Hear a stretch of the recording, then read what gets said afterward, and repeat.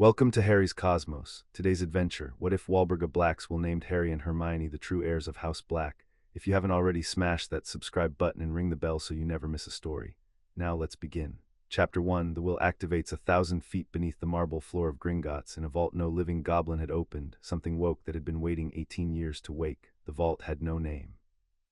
It had a number, and the number had been struck from the ledgers on the orders of a witch now dead, so that even the goblins who guarded the bank's bones could not have said it aloud. Behind a door of cold iron and colder enchantment lay a single object, a scroll of black vellum, bound in a ribbon the dark red of old arterial blood, and sealed with a drop of that same blood pressed into wax the goblins called heart iron, because nothing short of a beating heart could break it. For 18 years the seal had held its silence. It had outlasted the witch who made it. It had outlasted her sons, both of them, and the cousins she had burned from the family tree, and the slow attrition of a house feeding on its own pride. The seal was patient because the magic that held it was not bound to the will of men but to the turning of the sky, and tonight the sky turned. Far above the vault, far above the streets of London, the brightest star in the heavens climbed to the meridian and hung there, blazing white at the throat of the night. Astronomers in Muggle observatories made a small note and thought nothing of it, but the star had a name older than astronomy, and the name was Sirius, the dog star, the heart of the great hound that paced the winter sky, and the house that had named its sons after stars had built its deepest magic to listen for exactly this. In the nameless vault, the drop of blood in the wax grew warm. It was not a metaphor. The wax began very faintly to glow, the dull red of a banked coal stirred by a draught. The ribbon of dried blood drew taut, and along the surface of the black vellum, where no ink had ever been laid, letters surfaced like things rising from deep water. A single line, then another, written in a hand that had been confident and cruel, and at the very end afraid. The seal cracked with a sound like a struck bell, and the sound did not stay in the vault. It traveled. It went up through 1,000 feet of stone and iron and goblin gold, and where it passed, the ancient wards of Gringotts rang in sympathy, every one of them all at once, so that in the dead middle of the night the entire bank tolled like a cathedral. In his office above the deep galleries, the director of Gringotts, a goblin named Ragnarok, whose family had kept the black accounts for 9 generations, came awake between one breath and the next. He did not need to ask what had rung. There was only one instrument in all the bank tuned to the heart iron seal, and it sat on his desk, a small device of brass and bone, a tiny orrery, its planets frozen for 18 years. As he watched, the innermost sphere, black, no larger than a pea, began to turn. Ragnarok looked at the turning sphere for a long moment. Then he reached for a quill and parchment and the bank's heaviest wax, and he began to write the 2 letters that the magic, not he, had decided he would send.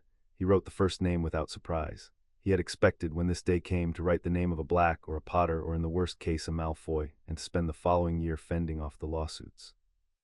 He wrote the second name and stopped, the quill hanging over the parchment, a drop of ink swelling at its tip. The second name was not a name the House of Black had ever owned. It was not a name the House of Black in life would have suffered to be spoken under its roof. The orrery turned. The black sphere held its course, indifferent to his surprise, and Ragnarok, who had learned long ago that goblin gold survived because goblins did not argue with magic older than gold, finished the letter, sealed it, and sent it into the night. Number 12, Grimmauld Place, did not want them there, and it had stopped pretending otherwise. Harry Potter sat on the floor of the drawing room with his back against the cold grate, because the chairs in this house had a way of seeming to lean away from him, and watched the dust hang in the last gray light from the shuttered window. 3 weeks ago this had been Sirius's house, and Sirius had hated it, and now it was Harry's house, and Harry hated it too, which felt like the only inheritance that had actually arrived intact. The grief was not loud anymore. It had gone quiet and heavy, settled into the floor of him, and on the bad evenings it pulled everything down toward it the way the house itself seemed to pull the light out of the air. This was a bad evening. He had spent the afternoon not opening a letter from the ministry, and not answering one from Mrs. Weasley, and not thinking about the doorway at the Department of Mysteries with the veil hanging in it, which meant he had thought about almost nothing else. The drawing-room door opened, and the lamps did not flare for the person who came in. The house did not love her either, but the room felt fractionally less dead. "You haven't eaten," Hermione said. "I'm not hungry." "That's not the same sentence." She crossed to him and lowered herself to the floor beside him, folding her legs, setting down between them a plate with bread and cheese and a green apple on it. She did not push the plate at him. She simply put it where his hand would find it if his hand decided to be sensible. "Creature made the bread, which I'm choosing to believe he didn't poison, because if he wanted us dead he'd have done it while we slept." Despite everything, the corner of Harry's mouth moved. "That's the most reassuring thing anyone's said to me all week. I have low standards for the competition." She picked up the apple, turned it over, and put it back. The light through the shutters laid a single pale bar across the floor between them, and in it the dust still hung, and for a moment neither of them said anything, and the silence was the good kind, the kind that did not ask to be filled. Hermione had been at Grimmauld Place for 9 days. She had arrived as she did everything, without being asked and without apology, with a trunk of books and a list, because she had decided somewhere on the train south that Harry Potter was not going to be left to rot alone in a dark house with a portrait that screamed and an elf that hated him. Ron would have come too. Ron wanted to come, but the burrow had its own gravity in summer, a mother who counted heads, and someone had to be the one who simply turned up, and Hermione was always the one who simply turned up.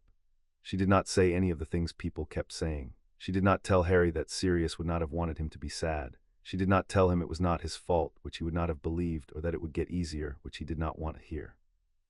She sat with him in the bad house and made him eat bread, and she argued with him about completely unrelated things until the arguing pulled some part of him back up to the surface where the air was.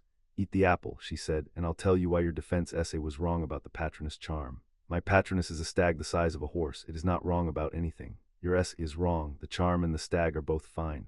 She handed him the apple, and this time he took it. "You wrote that a Patronus works by projecting happiness at a Dementor. It doesn't. It works by giving the caster something the Dementor can't reach. The happiness is the fuel, not the weapon. The weapon is that you've put something out of its reach." She paused, which, when you think about it, is a strange thing for a defensive charm to be made of. Harry bit into the apple. It was very good, cold and sharp, and the cold and the sharpness pulled at the heavy, quiet thing in the floor of him and lifted a corner of it. "You've been reading about it." "I've been reading about a lot of things." She gestured vaguely at the house around them, the high dark ceilings, the silver that snapped at fingers, the doors that locked from inside when no one was there. "This place is a textbook, a horrible one. Half the books in the library would get you arrested and the other half would get you killed, and I can't stop reading them, which I'm choosing not to examine too closely. You sound like you live here. I'm a guest who has opinions about the wallpaper." She looked at the wallpaper, which was peeling, and under the peeling layer something moved that might have been damp and might not. Strong opinions. They had reached the part of the evening where things were almost all right, where the house and the grief had backed off a step and there was room to breathe, and that was exactly when the knock came. It was not a knock at the front door. The front door of Grimmauld Place did not get knocked on. The house was unplottable, hidden under a fidelius that even now held Sirius's secret like a hand closed around a coal. The knock came from the window, the shuttered drawing-room window, 3 slow strikes against the glass, deliberate as a verdict. Harry was on his feet with his wand out before the 3rd strike finished. Hermione rose more slowly, her own wand already in her hand, putting herself half a pace to his side, where over 3 years of doing exactly this she had learned to stand so that they covered each other's blind angles without having to discuss it. "Owl," she murmured, "owls don't knock." He crossed to the window and put his hand to the shutter. Through the slats he could see nothing but the dark, and against it, a single point of green-white light. He opened the shutter. There was an owl after all, but no owl Harry had ever seen. It was huge, the color of old iron, and it sat on the sill with a stillness that did not belong to a living bird, and in its talons it carried not 1 letter but 2, each sealed with black wax, and the wax on both seals glowed faintly with that same green-white light, the color of the star at the throat of the sky. Hermione made a sound under her breath that was not quite a word. Harry reached for the latch, and as his fingers touched the cold metal, the bird turned its head and looked at him with eyes that held 2 reflected points of light, and a voice that was not a voice, that arrived inside the bones of his skull rather than through his ears, said, in the flat formal cadence of an institution that had outlived empires, "By the breaking of a seal set in heart iron and held in trust by Gringotts Bank, the bearers of these summonses are required and compelled." The latch opened by itself. Owl stepped through onto the back of the nearest chair, which for once did not flinch, and held out its burden, and Harry took the 2 letters because there did not seem to be a version of events in which he did not. The first was addressed to him. Mr. Harry James Potter, in a hand like cut steel, the ink very black, the parchment heavy as a coin. The second was addressed to Miss Hermione Jean Granger. Harry stood holding both letters and looked at the second one for what felt like a long time. "That's not possible," Hermione said. Her voice was very level, which was how he knew she was frightened. "Harry, they don't have my name. Gringotts doesn't have my name. I've been in the bank twice in my life, and both times I was changing pounds for galleons at the front desk. I have no business with them. I have no vault. I have no account. It has your name." He held it out. She did not take it at once. She looked at it the way you look at a step you're not sure is there. Then she took it, and the moment her fingers closed on the parchment, the green-white light in the wax brightened, sharp and sudden, and she drew a quick breath through her teeth. "It's warm," she said. "Mine too." He looked down at the seal on his own letter. It bore the black crest, the shield, the stars, the motto he had read 100 times on the silver, and the curtains and the very plates, Tauger's purr, always pure. And the seal was warm against his palm, warm as a living thing, warm as the wax in the nameless vault 1,000 feet under London, though neither of them could have known that yet. "Open yours," Hermione said. "We'll do it together, on 3. They broke the seals at the same moment. The letters did not catch fire or scream or turn into anything with teeth, which given the house Harry had been bracing for. They simply unfolded, both of them, the heart iron wax peeling back, and inside each was a single sheet, and on each sheet the same words, written in that hand like cut steel, to the named bearer. Most ancient and noble house of Black has this night recovered an instrument long sealed and longer concealed. A codicil to the last will and testament of Walburga Black, sealed by her own hand in heart iron, to be opened only upon the breaking of its seal, which breaking has this night occurred by the warrant of the sky. The contents of the codicil concern you directly and may not be read save in the presence of all parties it names, before a goblin of the bank, within the vaults of Gringotts. You are required to attend, the summons is binding, attendance is compelled, the blood you carry will not permit refusal. Gringotts opens to you at the dawn of the third day, come together or do not come at all. Ragnarok, Director.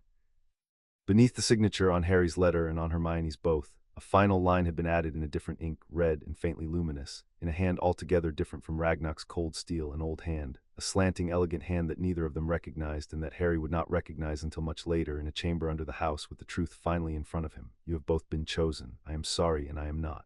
The green-white light went out of the wax. Huge iron-colored owl spread its wings and stepped backward off the chair into the open window and was gone into the dark without a sound.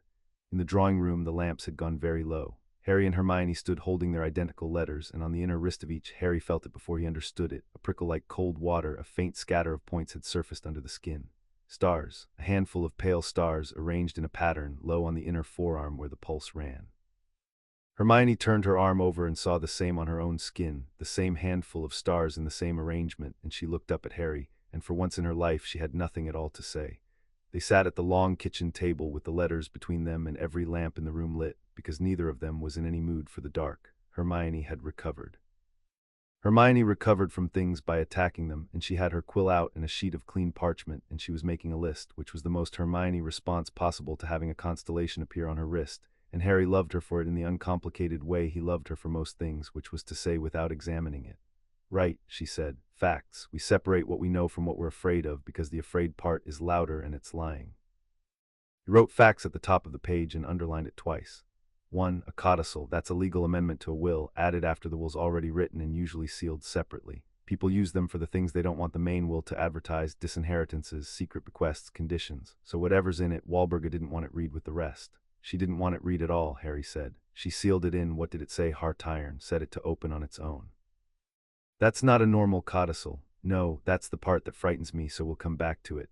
She wrote it down anyway. In a separate column she labeled fears, and Harry almost smiled because that was exactly how her mind worked, sorting the world into boxes so it would hold still long enough to be understood. 2. It names parties, plural. It names you, which fine. You're Sirius's heir.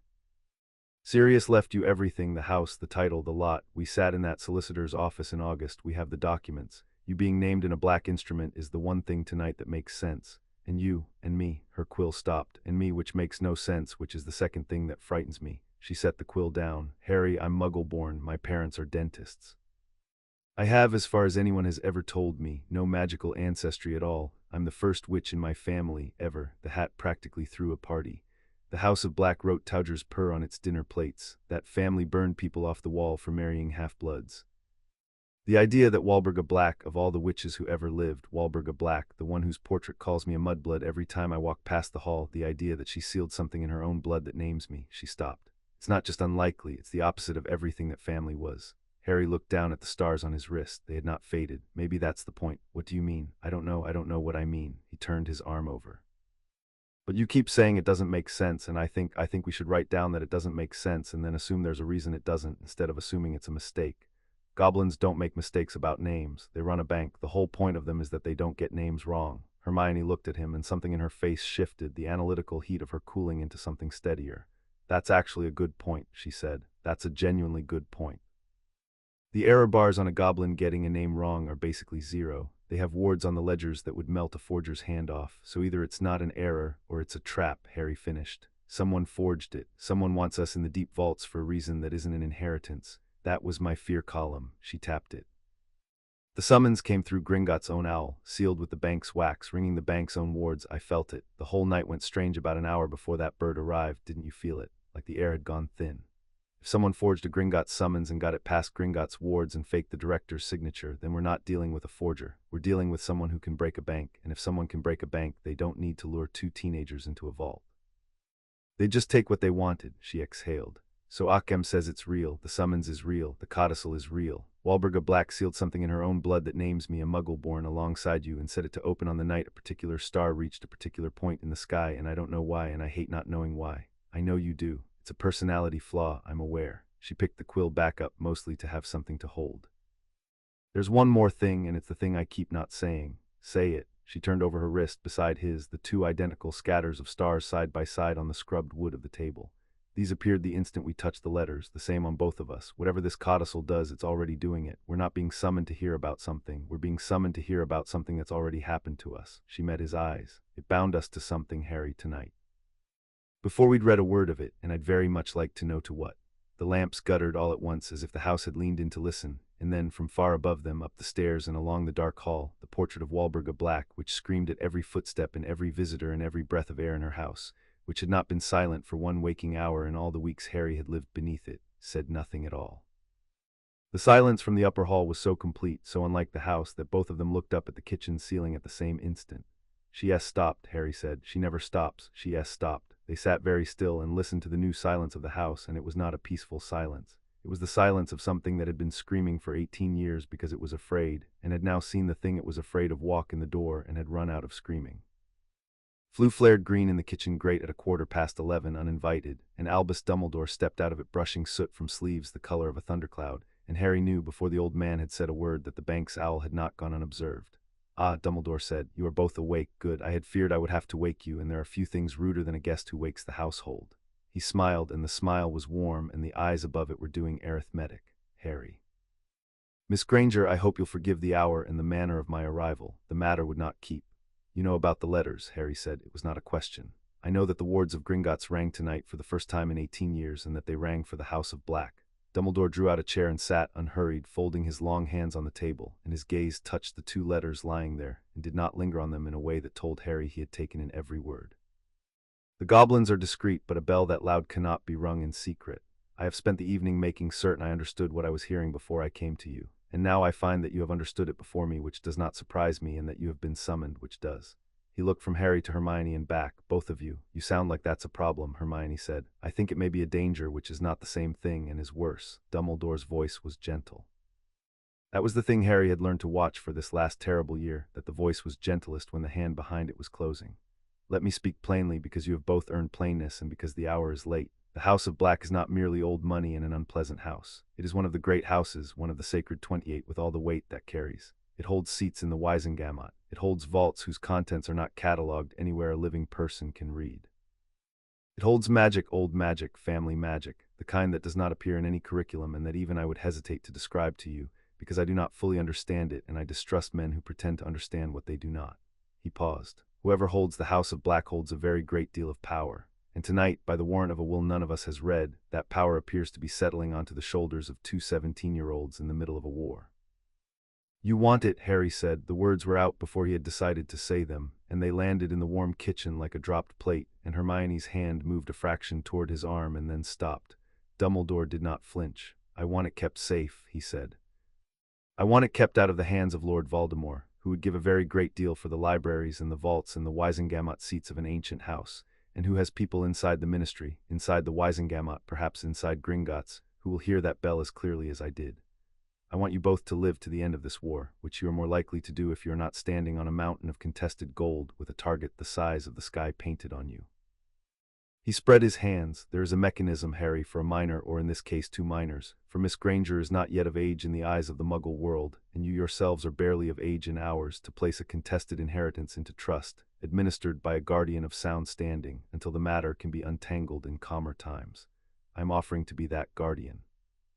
To take the weight and the danger and hold it for you, so that you may finish your education and the war may be won, and the House of Black may be dealt with properly when there is time to deal with it properly." It was, Harry thought, a very good offer. It was reasonable. It was kind. It was the kind of offer you made to someone you loved, to take a thing too heavy off them before it broke their back. It was also the offer of a man who had arranged, last year, that Harry should learn nothing of the prophecy that ruled his life until the not knowing of it had killed his godfather, and Harry, who had spent the 3 weeks since standing in the cold place that knowledge had left, found that he no longer mistook kindness for the absence of a closing hand. "No," Harry said. Dumbledore's eyebrows rose a fraction. "No, you said it's binding," Harry said, nodding at the letters. "The summons. It said the blood we carry won't permit refusal. That's not a turn of phrase, Professor. My wrist's been telling me it's not a turn of phrase for the last hour. We're already in this. It's already done something to us, both of us, before we read a word. You can't put a thing in trust to be untangled later if the thing has already happened. There's nothing to hold off. There's only finding out what it is." He paused. "And I'm done being protected from things that are about me by people who decide I'm better off not knowing." The kitchen was very quiet. Across the table, Hermione had gone still, watching the two of them with the particular attention she gave to a problem whose answer mattered. "Miss Granger," Dumbledore said, turning to her, and there it was, Harry thought, the second front, the flank, because the old man never advanced on one line only. "You are the cleverest witch I have taught in 50 years, and you have always understood risk better than your friends.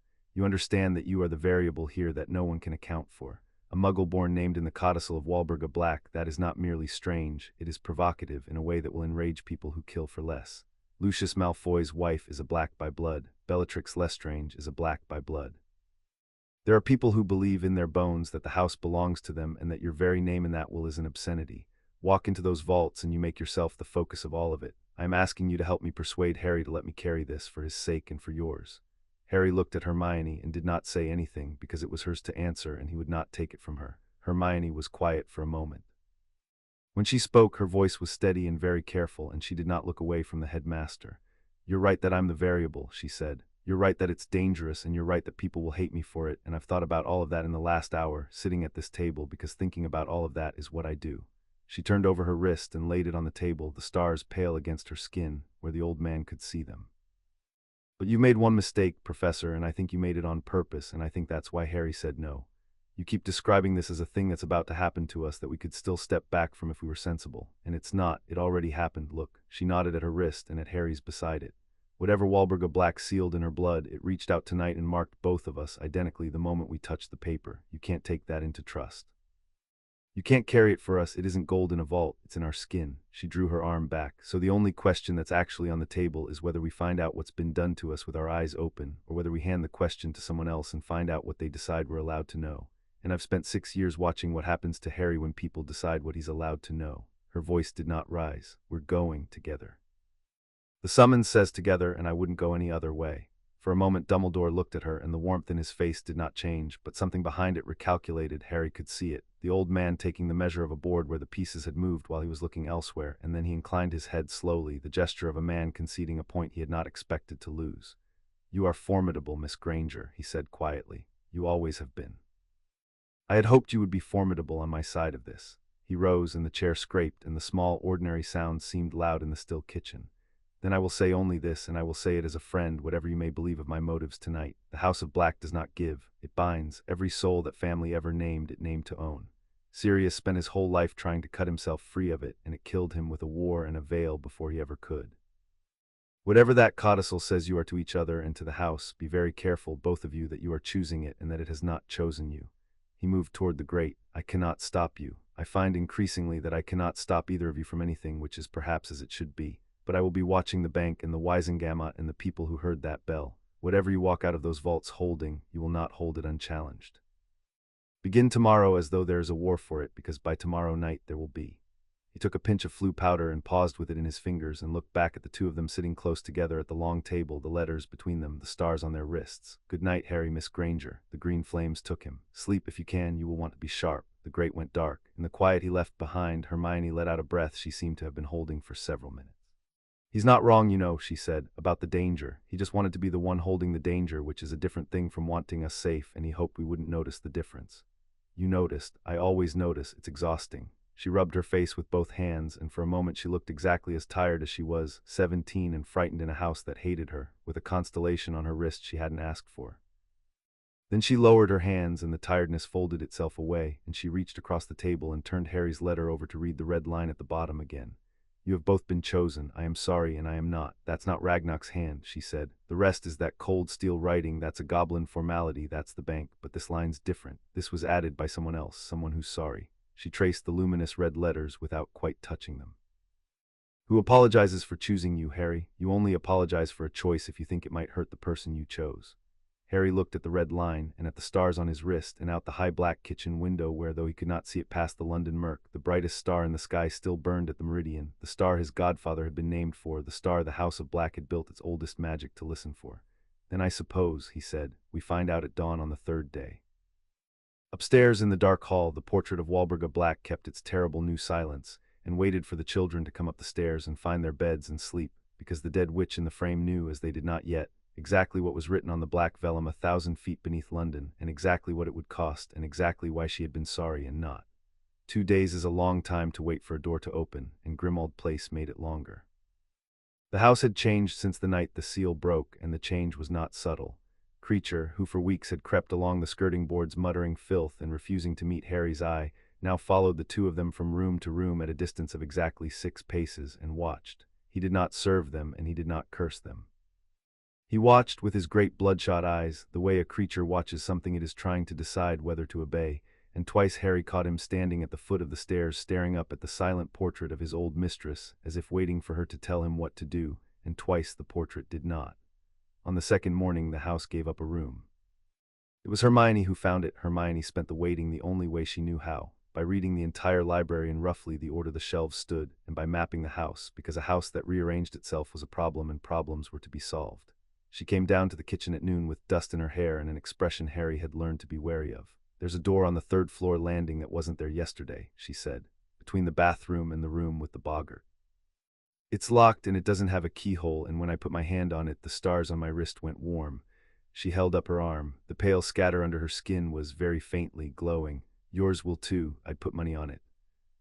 He went up with her and put his hand on the door, a tall door of black wood, unmarked, with no handle and no lock, and the stars on his wrist warmed against the wood in time with hers, and from somewhere behind the door came a sound like a held breath or a great slow heartbeat, very deep, very far down, as though the door opened not onto a room, but onto a shaft that went down past the foundations and the London clay and the bones of older cities. All the way to a vault 1,000 feet beneath a bank. The door did not open, but it knew them now. He could feel that it knew them, the way you can feel a held gaze through a wall. It's waiting, Hermione said quietly. Same as everything else in this house, it's all waiting for the third day. She took her hand off the door, and the glow under her skin faded, and she looked at him with the fear back in her face, honest and unhidden the way she only ever let it be with him. Harry. Whatever this is, promise me we decide it together. Whatever they tell us in that vault, whatever it turns out we are to the house or to each other. We don't let them tell us what we are, we decide. She held out her marked wrist, not quite a handshake, an oath looking for a second half. Together or not at all, the letters right about that part at least. He put his wrist to hers, stars to stars, and the warmth ran between them like a current closing a circuit. Together, he said. I wasn't planning on doing any of this without you. I haven't for 6 years. I'm not about to start with the worst of it. She held his eyes a moment longer than she needed to. Then she nodded once, and the careful armor came back up, and she was Hermione again, brisk and frightened and entirely unstoppable. Good. Then we sleep tonight whether the house likes it or not, and we go at dawn, and we go ready. She turned for the stairs. I'm making another list. Of course you are. It's a good list, she called back. It has a section on how to behave in front of goblins. You're going to need it. The dawn of the third day came up grey and cold over London, and they went out through the front door of number 12 into a diagon alley not yet awake. The shop fronts shuttered, the cobbles wet, the sky the color of a coin. Hermione had her hair pinned back and her wand up her sleeve and a roll of parchment in her coat, with everything she had been able to learn in 2 days about inheritance law and blood instruments and the rights of named parties, which was, she had admitted, alarmingly little, because nobody wrote textbooks about codicils that opened themselves on the warrant of the sky. Harry had his father's invisibility cloak in one pocket and Sirius's knife in the other, and the constant pull under everything of the stars on his wrist drawing him north and down, toward the white building at the head of the alley. Gringotts rose against the grey dawn, crooked and immense, its bronze doors shut, its snowy stone gone the color of bone in the early light. And on the topmost step, alone, waiting for the bank to open with the patience of a man who had never in his life been made to wait for anything, stood a tall figure in robes of expensive black, pale hair drawn back, silver-headed cane held loosely in one gloved hand. Lucius Malfoy turned his head as they came up the empty alley, and smiled the way frost spreads across a window, without warmth, without hurry, edge by perfect edge, and Harry felt Hermione go very still at his side. He heard the bell too, she breathed. Of course he did. Harry's hand found his wand. His wife's a black. Above them, with the first true light of the third day, the great bronze doors of Gringotts began slowly to open. Chapter 1 and Chapter 2, True Heirs of Black. The doors of Gringotts open the way a mountain opens, slowly, without effort, with the sense that they were doing you no favor. Beyond them the great hall stretched away under its high cold ceiling, lamplit even at dawn, the long counters manned by goblins who did not look up. And Lucius Malfoy walked in beside Harry and Hermione as though he had been invited, his cane tapping once on the marble, the sound carrying. "Potter," he said, "and the Granger girl, how interesting that the bank's owl found you both. I confess I had not expected company." He did not look at them when he spoke. He looked ahead at the counters, at the goblins, the way a man looks at property. "You will forgive me if I do not feign pleasure at the sight of you. The hour is early and the matter is grave." "You weren't summoned," Hermione said. It was not a guess. She had read the letter 40 times. "The summons names parties. You're not a party. You're here because you heard the wards ring and you came to find out why." The corner of Malfoy's mouth moved. "My wife," he said, "is Narcissa Black, daughter of Cygnus, granddaughter of Pollux of the senior line. When the house of Black stirs in the night, Miss Granger, it stirs in my wife's blood, and a husband attends to his wife's interests. I am not a party to whatever theater Gringotts has arranged. I am a man protecting his family's birthright from—" The pale eyes moved at last to Hermione and went over her once, top to bottom, and dismissed her. "Opportunists." "That's a lot of words," Harry said, "for I came running when the bell rang." A goblin had come down the long hall to meet them, old by the deep lines of his face, in robes of slate gray trimmed with iron, and he carried no ledger and no quill, which meant he was not a clerk. He stopped before the three of them and inclined his head a precise degree to Harry, the same to Hermione, and a degree less to Lucius Malfoy, and even Malfoy's jaw tightened at the arithmetic of that. "I am Ragnarok," the goblin said. "Director of this branch, keeper of the deep ledgers, ninth of my line to hold the black accounts. Mr. Potter, Miss Granger, you are expected." He turned his head to Lucius without hurry. "Mr. Malfoy, you are not, Director." Malfoy's voice stayed smooth. "I am here on behalf of the House of Black, whose blood—" "The House of Black," Ragnarok said, "is presently the subject of a sealed instrument that has named its heirs. Until that instrument is read before its named parties, the house has no voice but the will of the witch who sealed it, and that witch did not name you, nor your wife, nor any living Malfoy." He let that sit a moment. "You may wait in the hall. The bank's hospitality extends to a chair. It does not extend to the deep vaults, into which you will not be going." "I will be heard on this," Malfoy said, and now there was iron under the silk. "Whatever fraud is read in your vaults today, Director, it will be challenged before sundown in the proper place, by people who understand that an ancient house is not a parcel to be handed to a half-blood orphan and his mudblood, Mr. Malfoy." Ragnarok did not raise his voice. He did not need to. The word that came next was a word Harry did not know, 3 syllables in the goblin tongue, and the marble under their feet hummed with it, and every goblin at every counter in the hall went still, and the lamps dimmed, and for one held breath the bank was a single watching thing. "You will not use that word beneath this roof. Gringotts does not recognize the cleanliness of blood. Gringotts recognizes the truth of names, the weight of gold, and the keeping of oaths. By all 3, the children behind me have business here today, and you do not." The lamps came back up. "A chair or the door, choose." For a moment Lucius Malfoy stood very still, and Harry watched a man recalculate in real time, a man who had walked in expecting to dominate a room full of clerks and a pair of children, and had instead been met, courteously and immovably, by the only institution in Britain older and richer and less impressed than himself. The frost came back across the pale face, edge by edge. "I will take the chair," Malfoy said, "and I will count the hours until this is undone." He turned the silver head of his cane toward Harry. "Enjoy your morning, Potter. Houses are not won in vaults. They are won in the Wisengamot and in the long memory of those who will outlast you. You have stepped onto a board you do not understand, and you have brought a girl who cannot possibly understand it, and you will both learn the rules the hard way, as the young always do." He swept toward the row of carved chairs along the wall. "I shall be here when you come up. Do give the director my regards on the matter of fraud." Ragnarok watched him go without expression. Then he turned to Harry and Hermione, and something almost like dry amusement crossed the deep-lined face. "He is correct about one thing and one thing only," the goblin said. "Houses are not won in vaults, but they are revealed in them. Come, the cart is waiting, and the vault has been waiting 18 years, and neither likes to wait longer." The cart went down. Harry had ridden the Gringotts carts before, the rattling plunged to his own modest vault in the upper galleries, and had thought he understood what it was to go down into the bank. He had understood nothing. The familiar tunnels gave way after the first long drop, to galleries he had never seen, wider, older. The rails laid not on rough-hewn rock, but on black stone fitted so tight it had no seams, polished by the passage of 10 centuries of carts to a dull mirror that threw back the lamp on the cart's prow as a single trembling star. Griffook drove. He was younger than Ragnarok, sharp-faced, and he drove the way the goblins drove everything, with total competence and total indifference to the screaming of his passengers, except that Harry was not screaming and neither was Hermione. They sat pressed shoulder to shoulder in the narrow seat with the wind tearing at their hair, and the stars on their wrists had begun to burn not painfully but steadily, brighter the deeper the cart fell, as though the marks were a compass and the compass had finally been allowed to point. "How deep?" Hermione called over the wind. She had one hand braced on the cart's rim and the other, Harry realized, gripping his sleeve, not from fear of the fall but from the simple animal need to keep hold of the one fixed point in a plummeting dark.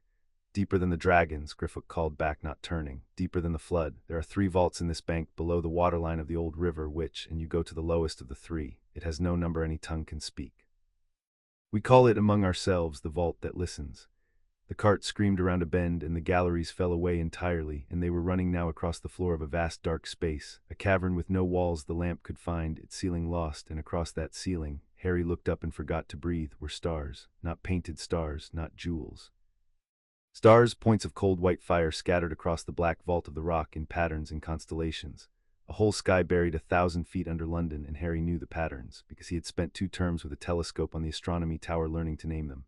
And there was the hunter, and there the bull, and there, low and burning brightest of all, directly above the place where the cart was slowing, was the dog, and the heart of the dog was the star his godfather had been named for.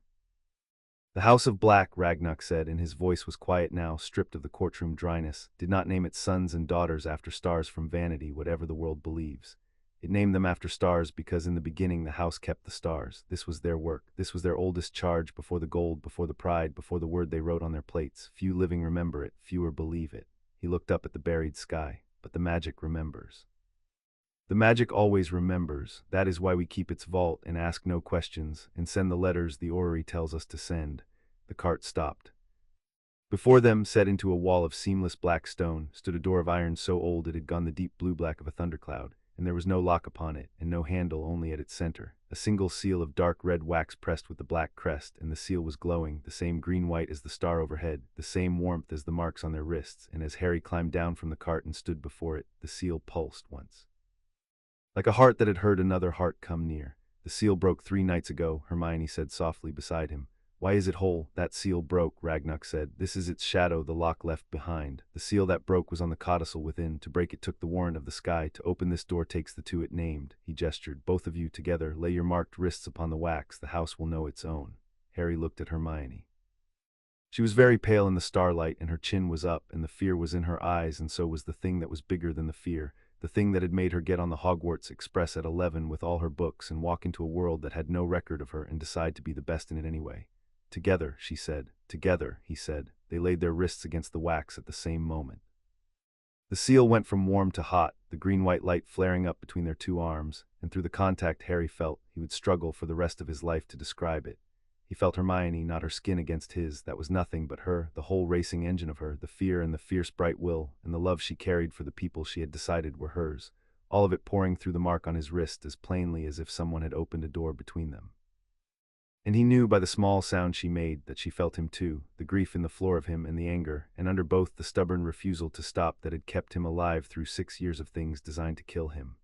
The door of blue-black iron drew back into the rock without a sound, and the vault that listens opened to its heirs. The vault was small. That was the thing that undid Harry's expectations more than the buried sky or the screaming descent, that after all of it, the deepest vault of the most ancient and noble House of Black was a round chamber no larger than the Gryffindor common room, lined floor to ceiling with shelves, and the shelves held not gold but parchment. Scrolls, ledgers, bound volumes, the accumulated paper memory of 1,000 years of a family that wrote everything down. And in the center of the chamber, on a plinth of the same seamless black stone, under a shaft of starlight that fell from the buried sky through a fissure in the rock to strike it precisely, lay the codicil. It was open now. The black vellum had unrolled itself across the plinth, and the cracked heart-iron seal lay beside it in 2 halves, and across the surface of the vellum the letters Harry had been told surfaced 3 nights ago still burned faintly, a slanting, elegant hand, the same hand that had written the apology at the bottom of their letters. "It will read itself," Ragnock said, "when its parties stand before it and give it what it asks. It asks for little. It has waited long. Approach." They approached the plinth, the 2 of them, into the shaft of starlight, and the stars on their wrists answered the star overhead, and the vellum stirred. Harry would have sworn it breathed, and a voice rose from it. Not Ragnock's, not the bank's owl. A woman's voice, dry and proud and very tired, the voice of a witch who had spent her life being certain and had spent her death being something else. "I am Walburga Black," the voice said, and the words came up off the vellum as the letters brightened one by one. "Wife of Orion, mother of Sirius and Regulus, daughter of Pollux, of the senior line of the most ancient and noble House of Black. I made this codicil in the last winter of my life in my own hand, sealed in my own heart's blood, against the day my house should run to its end. If you hear my voice, that day has come, and the seal has broken by the warrant of the sky, and you two stand in the deep vault, and I am long dead, and you are about to be very angry with me. Good, be angry. Anger is the only inheritance of this family worth a damn. Hermione's hand found Harry's. He held it. Neither of them looked away from the burning vellum. My son Sirius, the voice went on, I disowned and burned from the wall and called traitor, because he would not be the thing I made him to be. He was right and I was wrong, and I knew it, and I would have died before I said it while I lived. My son Regulus I made into a weapon and gave to a monster, and the monster used him up, as monsters do, and I learned where my pride led only when it had taken both my boys. By the time I sealed this, the House of Black had one living son in exile and no other heir of the body, and the cousins circled, the Malfoys, the Lestranges, to carry off the name and the gold and bury what little was true of us under another century of the lie we had told ourselves. Tauger's purr, always pure. The voice made a sound that was almost a laugh and entirely without joy. We were never pure. We were keepers of the sky who forgot our work and called the forgetting a virtue. The blood was never the point. I knew that at the end. I had spent my whole life not knowing it, and I knew it at the end, and it was too late for me, but it was not too late for the house. The letters on the vellum had reached its lower half now, and the hand changed, grew firmer, more formal, the cadence of an instrument rather than a confession. Therefore I, Walburga Black, being of the senior line and the last witch of the house able to bind it, by the oldest magic of the house, by the magic of stars and names that the world has forgotten we keep, do set aside the rule of blood. I do declare that the House of Black shall not pass to its nearest kin. I declare that it shall pass to the two whom the magic of the house shall choose when the sky gives warrant, the heirs in truth, against whom no claim of blood shall stand. I have asked the magic to choose. I do not know whom it will name, the choosing waits on the warrant, and I will be dust before it comes. But I have read enough of the old work to know the shape of what it seeks, and I have written their nature here, that they shall know themselves when they hear it. The shaft of starlight brightened. And the voice spoke the lines that Harry would carry for the rest of his life, the lines that the whole turning machinery of the next weeks would grind itself against. When pride has spent the last of the blood, the house shall pass not to kin but to the chosen, the breaker of chains and the keeper of names, and bound between them the black shall be remade, not pure but whole, not ended but begun again under its own stars. Silence in the vault, the letters held their fire. That's it, Hermione whispered.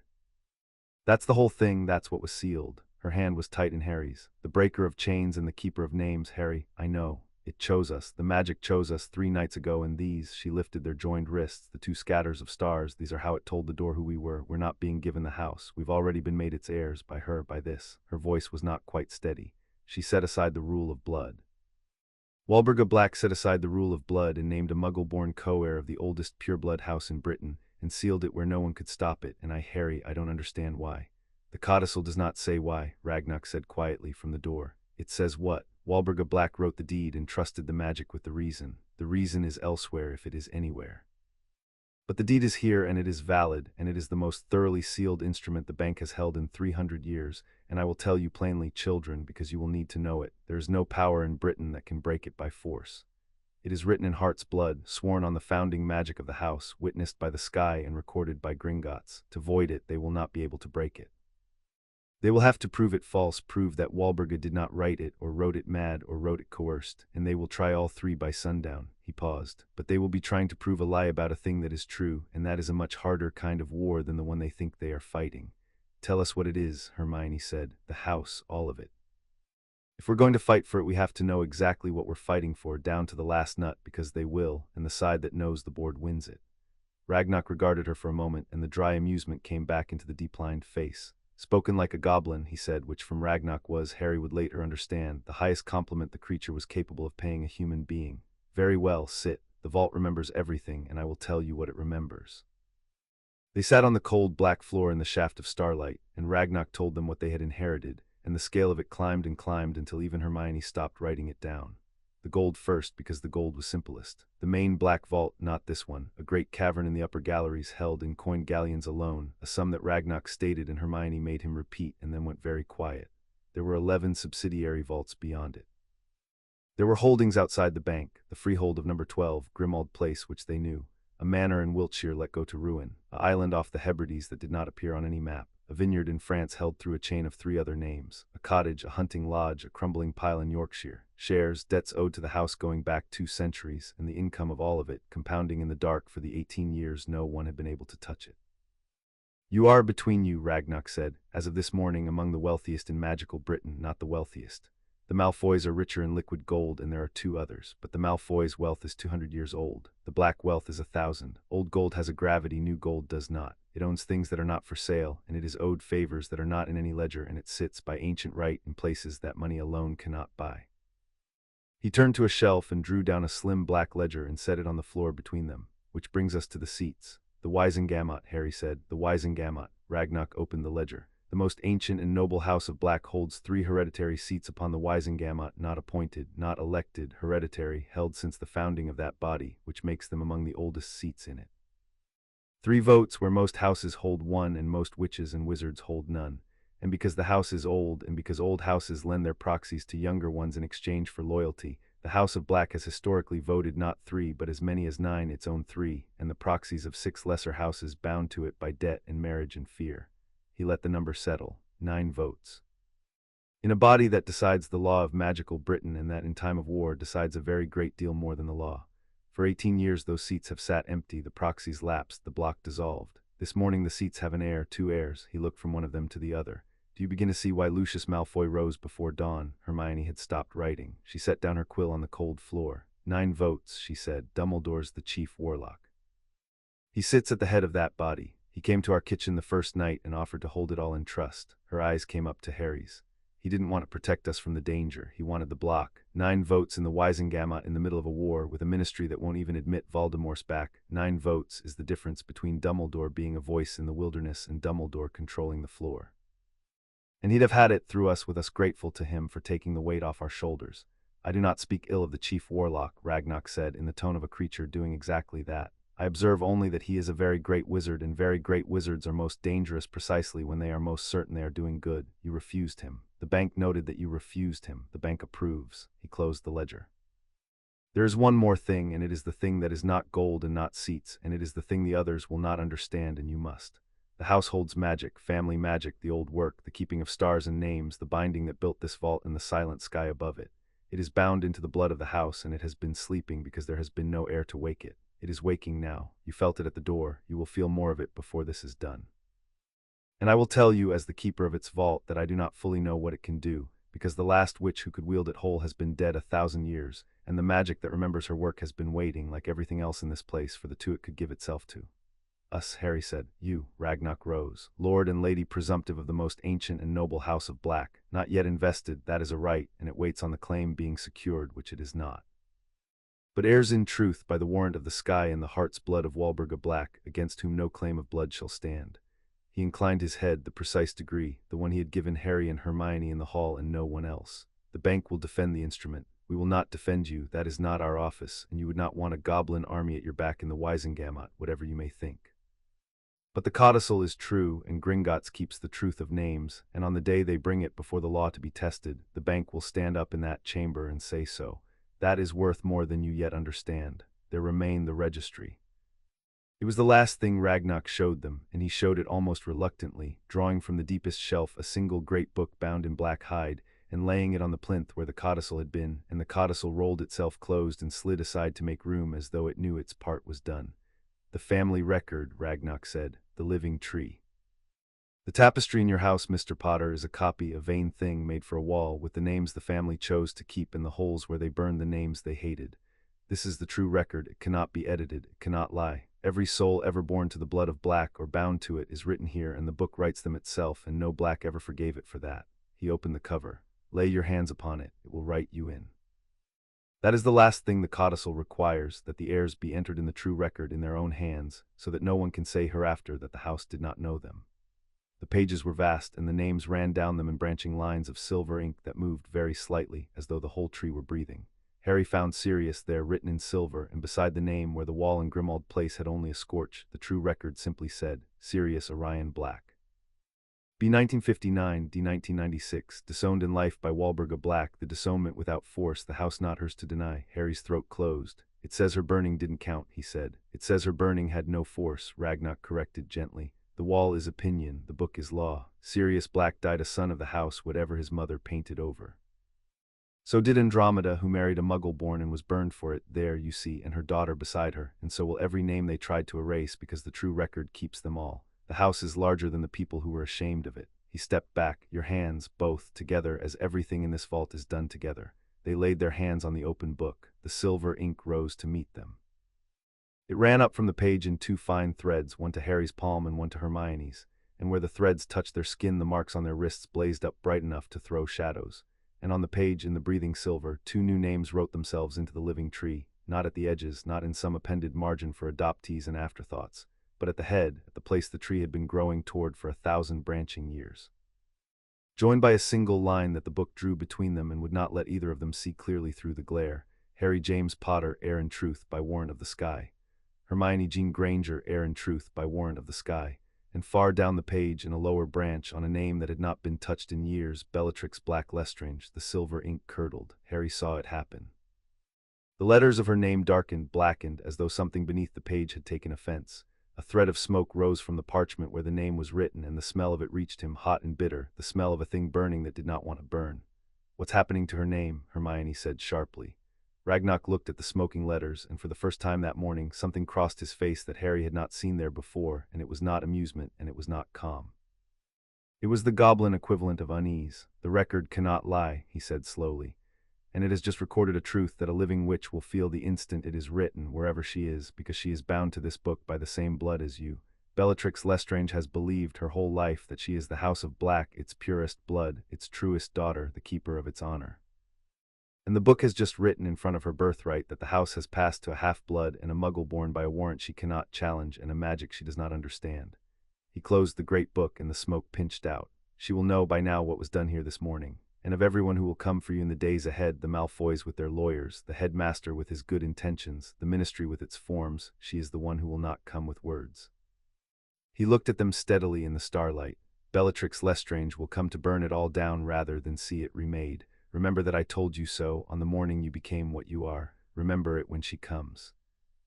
They came up out of the deep on the screaming cart, the buried sky receding above them, the marks on their wrists cooling as they rose, until the familiar tunnels closed over and the cart rattled up into the ordinary dark of the upper galleries, and at last into the lamplight of the great hall, where it was full morning now, and the bank had filled with the day's business, and Lucius Malfoy was waiting in his carved chair exactly as he had promised, and he was not alone. A woman sat beside him. She was tall and pale and beautiful in the cold way of the family Harry had spent 3 nights reading about, her hair fair, her bearing perfect, her hands folded in her lap, and she watched Harry and Hermione climb from the cart with eyes that gave away nothing at all.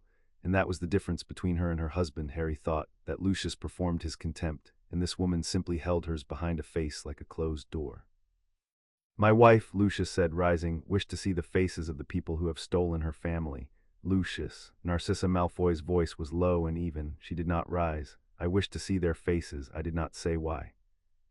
Her eyes moved over Harry and over Hermione and came to rest, Harry noticed, not on their faces at all but on their wrists, on the faint scatter of stars still visible at the pulse, and something flickered behind the closed door of her face, there and gone, too fast to name, but it was not contempt and it was not anger, and Harry would spend a long time afterward trying to decide what it had been. "You've been down to the listening vault," Narcissa said. It was not a question. "You've heard her." "Walburga," a pause, "and the record has written you in, or you would not be walking like that, as though the floor belongs to you." She rose then smoothly, and her husband moved to her side, and the two of them stood, the picture of an ancient house, against the 2 children in their traveling clothes with stars on their wrists. "Do you know," she said almost conversationally, "I am the last of 3 sisters, Bellatrix, myself, and Andromeda, whom my family burned from the wall for marrying beneath her. I have spent my entire life being the daughter of that house, its manners, its pride, its expectations, its losses. I gave them a grandson and raised him in its name.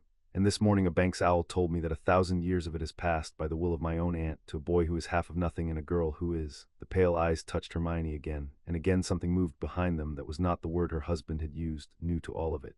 She tilted her head. "You will forgive me if I find that difficult to accept gracefully. We are not, as a family, gracious in defeat. We are not gracious in victory either. It is rather our defining flaw." "Narcissa," Lucius murmured. "I am coming to the point, Lucius." She had not taken her eyes off them. "The point, children, is this. My husband will fight you with lawyers, and he will be very good at it, because that is his gift. The headmaster will manage you, and he will be very good at that, because it is his. But neither of them is the one you should be afraid of, and I think the goblin has already told you so, because I see it in the girl's face." Her voice dropped and lost for a sentence all of its courtroom polish and became simply the voice of a woman afraid for something. "My sister Bellatrix loved this house more than she has ever loved a living person. She loved its purity, which was a lie, and its honor, which was vanity, and its name, which she believed was hers. When she learns what was written this morning, and she will have learned it the moment the ink dried, we are all of us bound to that book. She will not petition the Wisengamot. She will not file a claim. She will come to your house, and she will try to kill you both, and she will not stop, because to her you are not heirs, you are a desecration. The closed door of her face opened, just for an instant, on something very like fear. I do not say this to threaten you. I say it because she is my sister, and I know exactly what she is, and I would not have even an enemy walk into her path blind. She stepped back, and the door of her face closed again, and she was Narcissa Malfoy of the Wiltshire Malfoys once more. There, I have been gracious after all. It will not happen again. She turned and walked toward the great doors, and Lucius gave Harry one last frost-edged smile and followed her, and Harry stood in the loud, bright hall of Gringotts holding everything he had learned in the deep, and beside him Hermione let out a slow breath. She warned us, Hermione said. Narcissa Malfoy just warned us about her own sister. That's, she shook her head. I don't know what that is. But it isn't nothing, and I'm filing it under things that don't fit, because the things that don't fit are usually the ones that matter. Ragnarok said the same thing about you, Harry said. About your name in the codicil, doesn't fit, matters. Hermione looked down at the stars on her wrist, and at his beside it, and then up at him, and the fear was there, and so was the bright stubborn thing that was bigger than the fear. Then I suppose, she said, we'd better go home and find out what the House of Black thinks of its new lord and lady, before everyone who wants it dead arrives to discuss the matter. They walked out together through the great bronze doors into the full light of morning, heirs in truth of the most ancient and noble House of Black, with 9 votes and 1,000 years and a magic no living soul understood waiting for them. And somewhere to the north, in a house that had stopped screaming, a door of black wood on the 3rd-floor landing was, very slowly, beginning to open. Chapter 2 and Chapter 3. The house responds. Number 12. Grimmauld Place knew them before they reached the door. They felt it from the end of the street, or rather, Harry felt it through the mark on his wrist, and saw, by the way Hermione's hand went to her own arm, that she felt it too. A pull, low and steady, the house reaching out the length of the cobbles to touch the two who had walked into Gringotts as guests and come out as something the building had been waiting for since before either of them was born. The crack between number 11 and number 13 widened, and the dark house unfolded itself into the gap, and where Harry had spent 3 weeks feeling the place lean away from him, today the front door swung open before his hand reached it, and warm light spilled down the steps to meet them. It's pleased, Hermione said, and she sounded unnerved by it. Harry, the house is pleased. I've been here 9 days, and it spent every one of them trying to make me feel like an intruder, and now it's rolling over to have its stomach scratched. Don't trust it, Harry said, only half joking, stepping over the threshold. It's the same house that fitted the drawing room with curtains that bite, but it was not quite the same house. The hall that had always been dim was lit now, the gas lamps burning steady in gold along the length of it, and the troll's leg umbrella stand had been stood upright, and the long runner of carpet, which had been the color of old mud, had brightened a shade, as though somewhere under a century of grime the original deep green was beginning to remember itself. The air did not smell of damp and decay. It smelled faintly of beeswax and cold stone and something high and clean underneath, like the air on a winter night when you tip your head back and the whole sky is out. And the wards turned over. Harry felt them go, a great slow rearrangement, deeper than sound, as the protections laid into the house across 10 centuries unpicked themselves from the keystone of a dead family and re-anchored one by one to the 2 living heirs standing in the hall.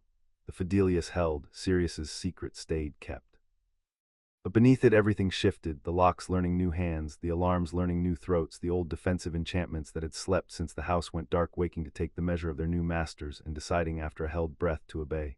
The mark on Harry's wrist warmed to it, so he saw did Hermione's. They've rekeyed to us, she said softly. The wards, all of them just now, I felt them. She trailed off, looking at her wrist.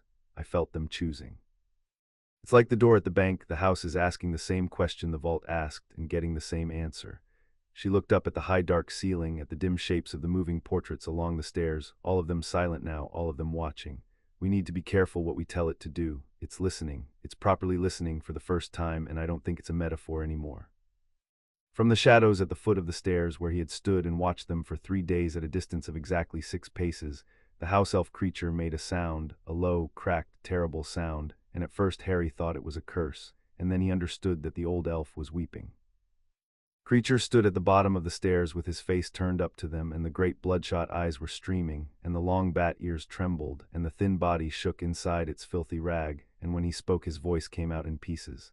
The book wrote it, Creature said. Creature felt the book write it. In the deep place in the morning, Creature was scrubbing the silver and the bond pulled tight as a wire, and Creature knew. Creature knew the house had named its heirs at last, after all the long years of no one, after the mistress gone and Master Regulus gone and the blood traitor son dead in the vale. The old voice cracked further, and Creature waited at the stairs to see who the book had chosen, who Creature must serve, and Creature prayed it would be a black, a true black, a pure son of the house, and it was us. Hermione said gently. She had come down a step toward him slowly, the way you approach a frightened animal, and Harry let her, because Creature had hated her loudest of anyone, and this was hers to do. It was Harry and me, a half-blood and a Muggle-born, the two people you'd least have chosen. Yes, the word tore out of the elf, and Harry's hand twitched toward his wand before he understood that the anguish in it was not aimed at them. Yes, and Creature waited to hate you. Creature has hated you for 9 days and was glad to go on hating. It was the only thing left that was the mistress S, and then the book wrote your names at the head of the tree, in the true record that cannot lie, and the bond that ties Creature to the house reached into Creature and told him you are the house, not could be, not chosen by a meddling will. R. The magic that made Creature's grandmother's grandmother serve the first black named you, and Creature cannot hate the house. Creature has never been able to hate the house. Creature has only ever loved it until it broke him. The elf folded down onto the bottom step, the thin hands over the ancient face. And now the house Creature loves wears the face of everything the mistress taught Creature to despise, and Creature does not know how to hold both of those things in one old body without it tearing in two. The hall was very quiet. The portraits watched. On the stairs, Hermione lowered herself to sit beside the weeping elf, not touching him, close enough that her traveling cloak pooled against his rag, and when she spoke her voice was steady and clear and carried up the stairwell to every silent frame. Then don't hold both, she said. Creature, listen to me. You don't have to keep loving what the mistress taught you. You only have to keep loving the house, and the house isn't the word on the plates. We went down to the deep vault this morning and we heard Walburga in her own voice at the end of her life, and do you know what she said? She said the house was never pure. She said it was keepers of the sky who forgot their work and called the forgetting a virtue. She said the blood was never the point. Hermione turned to look at the old elf. You didn't love the house because it was pure. You loved it because it was yours, and because once, before the pride got into it, it was something worth loving. We're going to try to make it that again, the thing it was before, and we'd rather do it with you than without you, because you're the only living soul who remembers what it was. Creature lowered his hands. He looked at her for a long moment, the streaming eyes searching her face for the trick, for the cruelty, for the thing that 9 days of cohabitation and a lifetime of the mistress had taught him to expect, and did not find it. Then he turned to Harry, and Harry, who had learned something about command in the deep vault that morning, and more than that across 6 hard years, said the only thing there was to say. I'm not going to order you, Creature. I could. The bond would make you. But Sirius ordered you, and the mistress ordered you, and look what it made of you both. I'm asking, will you serve the house, the real one, the one we're going to try to dig out from under the lie? For a moment the old elf did not move. Then with enormous dignity, Creature of the House of Black got to his feet, and straightened the filthy rag as though it were livery, and bowed, not the cringing bow of a servant afraid of the lash, but the deep formal bow of a retainer to his lord. The bow Harry suspected had not been performed in that hall in 18 years. Creature will serve the house, the elf said, and his voice had stopped shaking. Creature will serve the lord and the lady the book has named. And Creature will tell them, he hesitated, then went on, the great eyes flicking up the stairs toward the dark landing above. Creature will tell them what the mistress made Creature swear never to tell, because the mistress is dead and the house has chosen, and the secret is the house is now not hers. There is a room on the 3rd floor, a door that was not a door until 3 nights ago. The lady has found it. He looked at Hermione. It is the heart of the house, the oldest room. The mistress called it the astrarium, and she locked it when Master Regulus died, and she forbade it, and she put her own portrait at the top of the stairs to scream at anyone who climbed toward it. Creature swallowed. It has been waiting like everything else. It will open for you now. But the lord and lady should know before they go up. It is where the house keeps the thing it is, and things that keep what they are do not always forgive being looked at. They climbed the stairs together, and at the top of the first flight the portrait of Walburga Black was waiting, and for the first time since Harry had come to live beneath her, the painted witch did not scream. She was a heavy woman, the portrait sallow-skinned, her black cap drawn down, her eyes the same as Sirius's eyes and nothing at all like them. And for 3 weeks the sight of her had meant the sound of her, the shrieking about filth and shame and traitors that no spell of Harry's had ever silenced.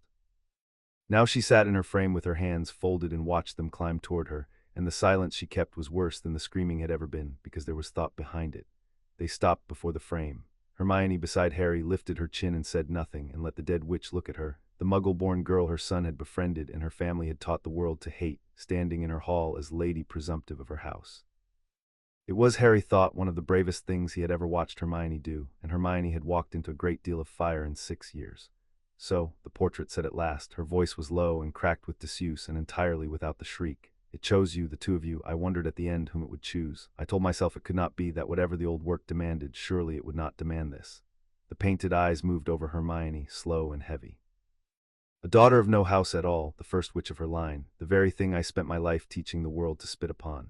She was silent a moment, and yet the door is opening for her which it would not do for a fraud, and the wards have taken her hand which they would not do for a thief. So I am wrong, or I was wrong, and I have had 18 years dead behind this paint to grow used to the taste of having been wrong about everything, and I find it does not improve with age. Why did you do it? Harry asked, the codicil, you set aside the blood, you of all the people who ever lived, you named a Muggle-born co-heir of your house. Why? The portrait looked at him, and for an instant something terrible and tired and almost human crossed the painted face. I will not tell you, she said. Not here, not yet, not on the stairs like gossip. The why is in the heart of the house where I put it, sealed where only the heirs the magic chose could ever reach it, because the why is the most dangerous thing the House of Black has ever kept, more dangerous than the gold or the curses or the seats, and I will not have it spoken in a stairwell where the wrong portrait might overhear and the wrong tongue might carry it out the door before you're strong enough to hold it. Her painted hands tightened. Go up, open the room. The astrarium will show you what your blood is for mine and his and hers, all of it back to the founding. And when you have seen it, come back and I will tell you the rest, the part the room cannot show, the part that is only mine to tell because I am the one who did it and I am sorry, boy, and I am not, and you will understand both of those when you have seen what is behind that door. She would say no more. She folded her hands and looked away from them out of the frame at the dark hall with the expression of a woman who has decided to wait, and Harry understood that this was the apology in the red ink at the bottom of his letter, that it had been her hand all along, the slanting, elegant hand, and that whatever waited behind the black door, the dead witch in the frame had broken something of herself to put it there. They climbed the last flight to the third-floor landing, where the door of black wood stood between the bathroom and the room with the boggart, and where it had had no handle and no lock 3 days ago, and where now, as they approached, the wood was warm and the marks on their wrists were burning, and a hairline crack of cold white light had appeared down the seam of it, the color of the buried sky, the color of the star. Together, Hermione said, together. They laid their hands on the black door and it opened, and the heart of the House of Black opened with it. The room was bigger than the house. That was the first impossibility, and the easiest, because Harry had been raised in a world where rooms were bigger than houses and tents had drawing rooms, and a beaded bag could swallow a library. The black door opened not onto a chamber but onto a vault, a great domed space that could not have fit inside number 12, that could not have fit inside the entire terrace, ringed with a gallery and floored in seamless black stone and roofed with a dome that was not a dome at all but a sky. The same buried sky as the deep vault, the same cold white stars scattered in the same constellations, the hunter and the bull and the dog, but here they were not fixed. Here they turned. The whole vast ceiling wheeled slowly overhead, a living orrery the size of a sky, and from the stars fine threads of light came down, thousands of them, and where they touched the floor and the gallery and the walls they wrote names, names in silver fire, scrolling and shifting, thousands upon thousands of names, every black who had ever lived, and a great many who had lived before there were blacks to name them. In the center of the room, on a plinth of black stone, stood a single object, an orrery of brass and bone and dark crystal, taller than a man, its spheres frozen, dust thick upon it, and as Harry and Hermione stepped through the door and onto the black floor, the dust lifted from it all at once in a single breath, and the spheres began very slowly to turn. "This is what we keep," Hermione said. Her voice was hushed, and her face, turned up to the wheeling sky, was lit silver-white from below by the scrolling names. Harry, look at them, the names, these aren't pure bloods, half of them aren't even wizards. Look, she pointed, and a thread of light came down near her and wrote in silver a name and then a date 1,000 years gone and then a single line, kept the watch at Caer Arianrhod, named her daughter for the evening star. These are the names the house kept, not the names it owned. The names it kept, the keeper of names, that's what the codicil said I was, and I thought it meant something about me, about memory, but it's the work, Harry. It's the house's actual work. Someone kept these. For 1,000 years and more, someone in this family stood in this room under the sky and kept the names of the dead so they wouldn't go out, the way you keep a lamp lit. And somewhere along the way, they decided the only names worth keeping were the pure ones, and they painted Tauger's purr on the plates and started burning the others off the wall, and the work, the real work, fell asleep. She turned to him, and there were tears standing in her eyes, and she was smiling, fierce and astonished. That's the corruption. That's what went wrong with the blacks. They were keepers of every name under the sky, and they decided to keep only their own, and it rotted them from the inside, because that's what happens when you take a thing meant for the whole world and lock it in a vault and call it yours. The orrery turned. The marks on their wrists burned bright, and the threads of light from the wheeling sky bent, all of them at once, and came down to the two of them standing in the center of the room. came down and touched their wrists, their faces, and Harry felt the whole vast machinery of the house's magic reach into him the way the bond had reached into him at the door of the deep vault, except that this was deeper and older and far larger. This was the family magic itself taking the measure of its new heir. Reading him down to the root and finding, he felt it find, the thing the codicil had named, the breaker of chains. He understood it the way Hermione had understood the names, all at once, standing under the turning sky. He thought of Sirius behind the veil and the cell in Azkaban and the dog that had run free. He thought of Creature bowing at the foot of the stairs, freed from the choice between two loves. He thought of Dobby in the sock and Buckbeak in the rope. He thought of his own chained-up childhood in the cupboard under the stairs, and the moment the letters had come, thousands of them, breaking the lock that the Dursleys had put on his whole life. Breaker of chains. The house had been looking across 1,000 years for someone whose nature was to undo the things that bound, to set free the held and the owned and the trapped, because the House of Black had bound itself, link by link, into the prison of its own purity, and the magic had been waiting for the one who could break it open. It chose us for what we are, Harry said. The threads of light wrote his understanding back across the floor in silver as he said it, the room itself agreeing. Not for who, for what. You keep names, I break chains. The house needs both. It needs someone to break the lock the family put on it, and someone to keep the names it tried to burn, and it needs them together, because, he looked at Hermione, at the single line the registry had drawn between their two names that neither of them had been allowed to see clearly, because you can't do one without the other. Break the lock and the names blow away. Keep the names without breaking the lock and they just sit in the dark getting smaller. It has to be both, it has to be us, both. The orrery completed a turn, and as the great brass sphere at its heart came round, a panel in the plinth slid open, and within it, on a cushion of black velvet gone grey with dust, lay 2 rings. They were not large, and they were not gaudy.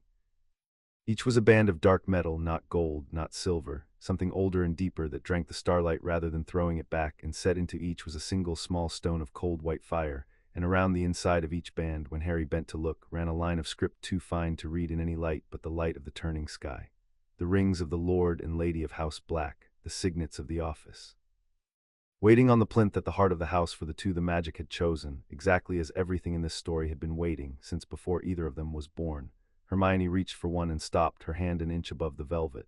Ragnarok said we're not invested, she said. Heirs in truth, but not invested, that there's a right, and it waits on the claim being secured, which it isn't, not until the Wisengamot's done with us. She drew her hand back. If we put these on now before the claim's secure, before we've beaten the challenge, I don't know what they do. And I've read enough of this family's books in 9 days to know that putting on an unfamiliar black ring with an unsecured claim is exactly the kind of thing that gets a chapter to itself in the Cursed Objects ledger. She looked at him. We leave them until we've won. We claim the house properly or not at all. That was the deal. That was the oath on the landing, together and with our eyes open. The rings wait. We've gotten this far by not grabbing the shiny thing the Dark family left on the velvet cushion. Agreed, Harry said, and meant it, and the panel in the plinth, as though it had heard them and approved, slid silently shut over the 2 rings, and the orrery turned on. They did not leave the heart of the house for a long time. There was too much in it. The gallery that ringed the great room held the library, the true library, not the cursed shelves downstairs, but the working library of 1,000 years of star-keepers and name-keepers, and Hermione walked into it the way some people walk into the sea, with a kind of helpless joy, and within an hour she had found 3 things that mattered and made a list of 40 more. She found the heir law, the old codices of inheritance among the ancient houses, the precedents going back to the founding of the Wisengamot, the exact text of the statutes that governed a sealed instrument and a contested claim, everything Lucius Malfoy would use against them, and the counters to all of it, written in the careful hands of black solicitors dead 300 years. She found the family magic, grimoires of the old work, the keeping of names, the binding of stars, the protections that could be laid by a lord and lady acting together that neither could lay alone. And she found, on a high shelf in a locked case that opened to the mark on her wrist, a thin book in Walburga's own slanting hand, its pages mostly blank, its first page bearing a single line on the matter of the codicil, and why for the heirs alone and the rest of it sealed, the words there but unreadable, waiting, Harry understood, for the thing the portrait had said she would tell them when they came back down. Not yet, Hermione said, when Harry looked at the sealed book. Said come back when we've seen the room, but she glanced up at the wheeling sky, at the thousands of kept names. I want to be ready before I read the most dangerous thing the House of Black ever kept. I want us strong and the claim secure and to understand what we're standing on before someone hands us a secret that the woman who made it broke herself to bury. She closed the case. She waited 18 years to tell us. She can wait until we've survived the Wisengamot. Harry crossed to where she stood among the books under the turning stars, and for a moment neither of them said anything, and it was the good kind of silence again, the kind from the drawing-room floor with the bread and the apple, except that everything around it had changed. They were not two friends hiding from the world in a dark house. They were the lord and lady presumptive of an ancient house, with 9 votes and 1,000 years of magic and every faction in Britain about to come for them. And the bond the codicil had laid between them ran through both their wrists like a wire drawn tight, so that Harry could feel, faint and steady, the engine of Hermione's mind turning over beside him, and the fear under it, and the fierce bright joy in the books, and under all of it something else, something newer. That he did not have a name for yet and did not reach for because it was not the time.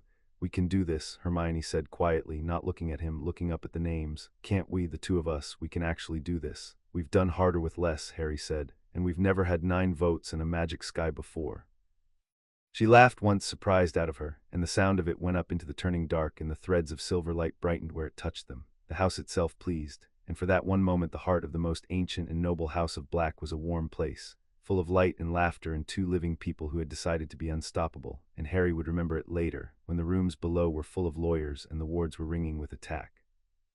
As the last clean hour before the war for the house began, it began with an owl. They came down at last into the kitchen, where Creature had laid a meal that was, for the first time in the history of number 12, both edible and unpoisoned, and they had barely sat to it when the kitchen window darkened and a ministry owl swept in, gray and self-important, and dropped a stiff cream envelope onto the table between them, and waited with bureaucratic patience for a reply. Hermione broke the seal, the ministry's seal, the M and the wand, and read it once in silence, and her face changed as she read, the warm light of the upstairs room going out of it, replaced by the cold, clear focus Harry had seen come over her at the kitchen table the first night. "They've moved fast," she said, "faster than even Dumbledore warned. Listen," she read aloud. "By order of the Wisengamot, convened in special session at the petition of the House of Malfoy, acting for Narcissa Black Malfoy of the senior line, a formal review is opened into the validity of the instrument known as the codicil of Walburga Black, and into the claims to the most ancient and noble house of Black advanced thereunder by Harry James Potter and Hermione Jean Granger. The said parties are summoned to attend the Wisengamot in 7 days' time, to answer the petition and to submit the instrument to such tests of authenticity and freedom from coercion as the body shall direct. The chief warlock will preside." She lowered the parchment. "Lucius filed before sundown, exactly like he said he would, and look who's presiding." "Dumbledore," Harry said, "Dumbledore. Chief warlock, head of the body that's going to rule on whether we keep the house, the same man who came to our kitchen 3 nights ago and offered to take it off our hands, the man who has every reason to want us to lose so the whole thing falls into the trust he proposed." She set the parchment down. "He won't rig it. He's too proud to rig it and too watched, and honestly I don't think he'd need to. But he'll preside over it, and he'll shape it, and he'll let Lucius do the dirty work and stand above it looking grave and reasonable, and at the end he'll be there with the trust papers ready whichever way it falls. That's the move. That's been the move since the first night. He doesn't have to beat us. He just has to be standing in the right place when we lose." She looked up, and the cold focus had something underneath it now, something with teeth. "So we don't lose." 7 days, Harry said. 7 days to learn 1,000 years of air law well enough to beat a man who's been practicing it longer than my parents have been alive, and a headmaster who's the cleverest wizard in Europe, in a room built to grind down exactly the kind of people we are. Hermione pulled a fresh sheet of parchment toward her and uncapped her ink, and Harry watched the fear fold itself away and the engine come up to speed, and he thought not for the first time that he would back this girl against the entire Wisengamot and give them the odds. "Good thing," she said, dipping her quill, "that we've just inherited the best law library in Britain and an elf who remembers everything and a house that's finally on our side." She began to write. "And a partner who breaks chains for a living. Sit down, Lord Black. We've got 7 days and we're going to need every hour. Let's go to work." Above them, through the floors of the waking house, in the heart of the room with the turning sky, the great orrery turned on in the dark, and the kept names burned, and on a plinth of black stone 2 rings waited under a velvet panel for the day the claim was secure. While 7 days away, in a chamber built for the slow grinding of the unusual, the establishment of magical Britain sharpened its oldest tools and prepared to take back what a dead witch had given away. Ron Weasley arrived the next morning before they had finished the first pot of tea, and he arrived furious, not at them. Harry understood within about 4 seconds, but on their behalf, which was the only kind of fury Ron really had. He came through the flue in a shower of soot and a half-finished sentence. "Read it in the Prophet. Mum tried to stop me coming, but I told her where she could put that, and then she packed me sandwiches, which rather undercut the whole. Harry, Hermione, is it true? All of it. You own the you're the lord of. There's a picture of Malfoy's dad on the front page looking like someone trod on his lunch. Please tell me that part's true at least." "That part's extremely true," Harry said. "Brilliant." Ron dropped into a chair, took in the warm, bright kitchen that had been a tomb the last time he'd seen it, took in the two of them sitting close together with a constellation of papers between them, and his ears went slightly pink, and he visibly decided to deal with one impossible thing at a time. Right, okay. So you've inherited the most evil house in Britain off a dead woman who hated everyone. You've made an enemy of Lucius Malfoy, Dumbledore, after your votes, and he glanced at the prophet sticking out of his bag. And there's a bit in here about Bellatrix Lestrange that I'm choosing to assume is exaggerated because the alternative is I have to start panicking and I haven't had breakfast. He looked up. What do you need? I'm not clever like Hermione and I can't do politics, but I can fetch and I can fight and I can sit up all night reading horrible books and telling you when one of them's about to eat your face. Put me to work. It was, Harry thought, exactly the right thing to say, and exactly like Ron to say it, and something in his chest that had been braced for weeks eased a notch. Hermione's face had done a complicated thing, relief and gratitude, and a flicker of something more careful underneath, because the prophet had not been subtle and Ron was not stupid, whatever he said about himself, and there were three of them in this kitchen, and the shape of the three of them had been quietly changing all summer. There's something you should know, Hermione said, before you sign up. All three of us should say it out loud, because we don't lie to each other, and I'm not going to start. She set down her quill and met Ron's eyes, and Harry felt the bond go taut with her nerves even as her voice stayed level. The codicil bound Harry and me together. It's not a spell that makes us feel things, but it chose the two of us as a pair for the house, and the more we've learned about why, the clearer it's become that it didn't invent anything. It noticed something that was already there, between Harry and me. She did not look away. I'm telling you because you're our best friend and you'd work it out in a day, and because you deserve to hear it from us and not the prophet, and because if it's going to be a problem, I'd rather we have the row now, over tea, than in the middle of a fight when it could get one of us killed. The kitchen was very quiet. Ron looked at her and then at Harry and then back at her, and his ears went from pink to red, and for a long moment Harry honestly could not tell which way it would go, and then Ron Weasley let out a breath and scrubbed a hand through his hair and said, with the rough offhand honesty that was the best thing in him, "Yeah, of course. Yeah, I'd kind of clocked it, around the time you spent a whole summer reading about a house to keep him company in it. Mum clocked it years ago, she keeps a list." He shrugged, and the shrug cost him something, and he let it, and Harry loved him for that too. Look, there was a bit of me, 4th year, 5th year, thought maybe you and me, Hermione. And then I watched the two of you in the Department of Mysteries, the way you fight, the way you go quiet at the same time and just know where the other one is. I haven't got that with anyone. Doubt I ever will. That's a special kind of mad you two have got. He picked up a sandwich from his mum's packet and bit into it decisively, closing the subject. So no, not a problem. You're my two best mates and one of you's clearly gone and fallen for the other and the world's trying to kill you both. And I'd rather be in here with the pair of you and Mum's sandwiches than safe at the burrow reading about it. That's the whole of it. Now somebody tell me what heir law is, because I've decided I'm against it. Hermione laughed, wet and surprised and enormously relieved, and the last braced thing in Harry's chest let go entirely, and the three of them sat in the warm kitchen of a house that had spent 1,000 years driving people apart, and were against all of it exactly as they had always been. Heir law, Hermione said, pulling a fresh sheet toward her, is how we win. And you're going to help because there are 40 books up in the new library that I can't read all of by myself in 6 days, and I need someone I trust to take the half that won't try to bite him. She slid a list across the table. Welcome to the House of Black, Ron. Try not to touch anything that's still moving. They went to work, and the work was harder than any exam Hermione had ever sat, because the examiner was Lucius Malfoy's advocate, and the textbook was 1,000 years deep. Harry learned, those 6 days, that there was a kind of fighting he was not good at, the kind done sitting down, with parchment, in cold, precise language, and that Hermione was a genius at it in a way he had always half known and never properly watched.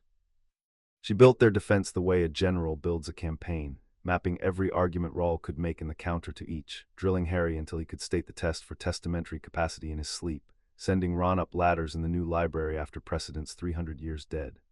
And in the evenings, when the law had wrung them dry, they did the other work, the old work, the family magic, because the founding had 2 hands and they would need both.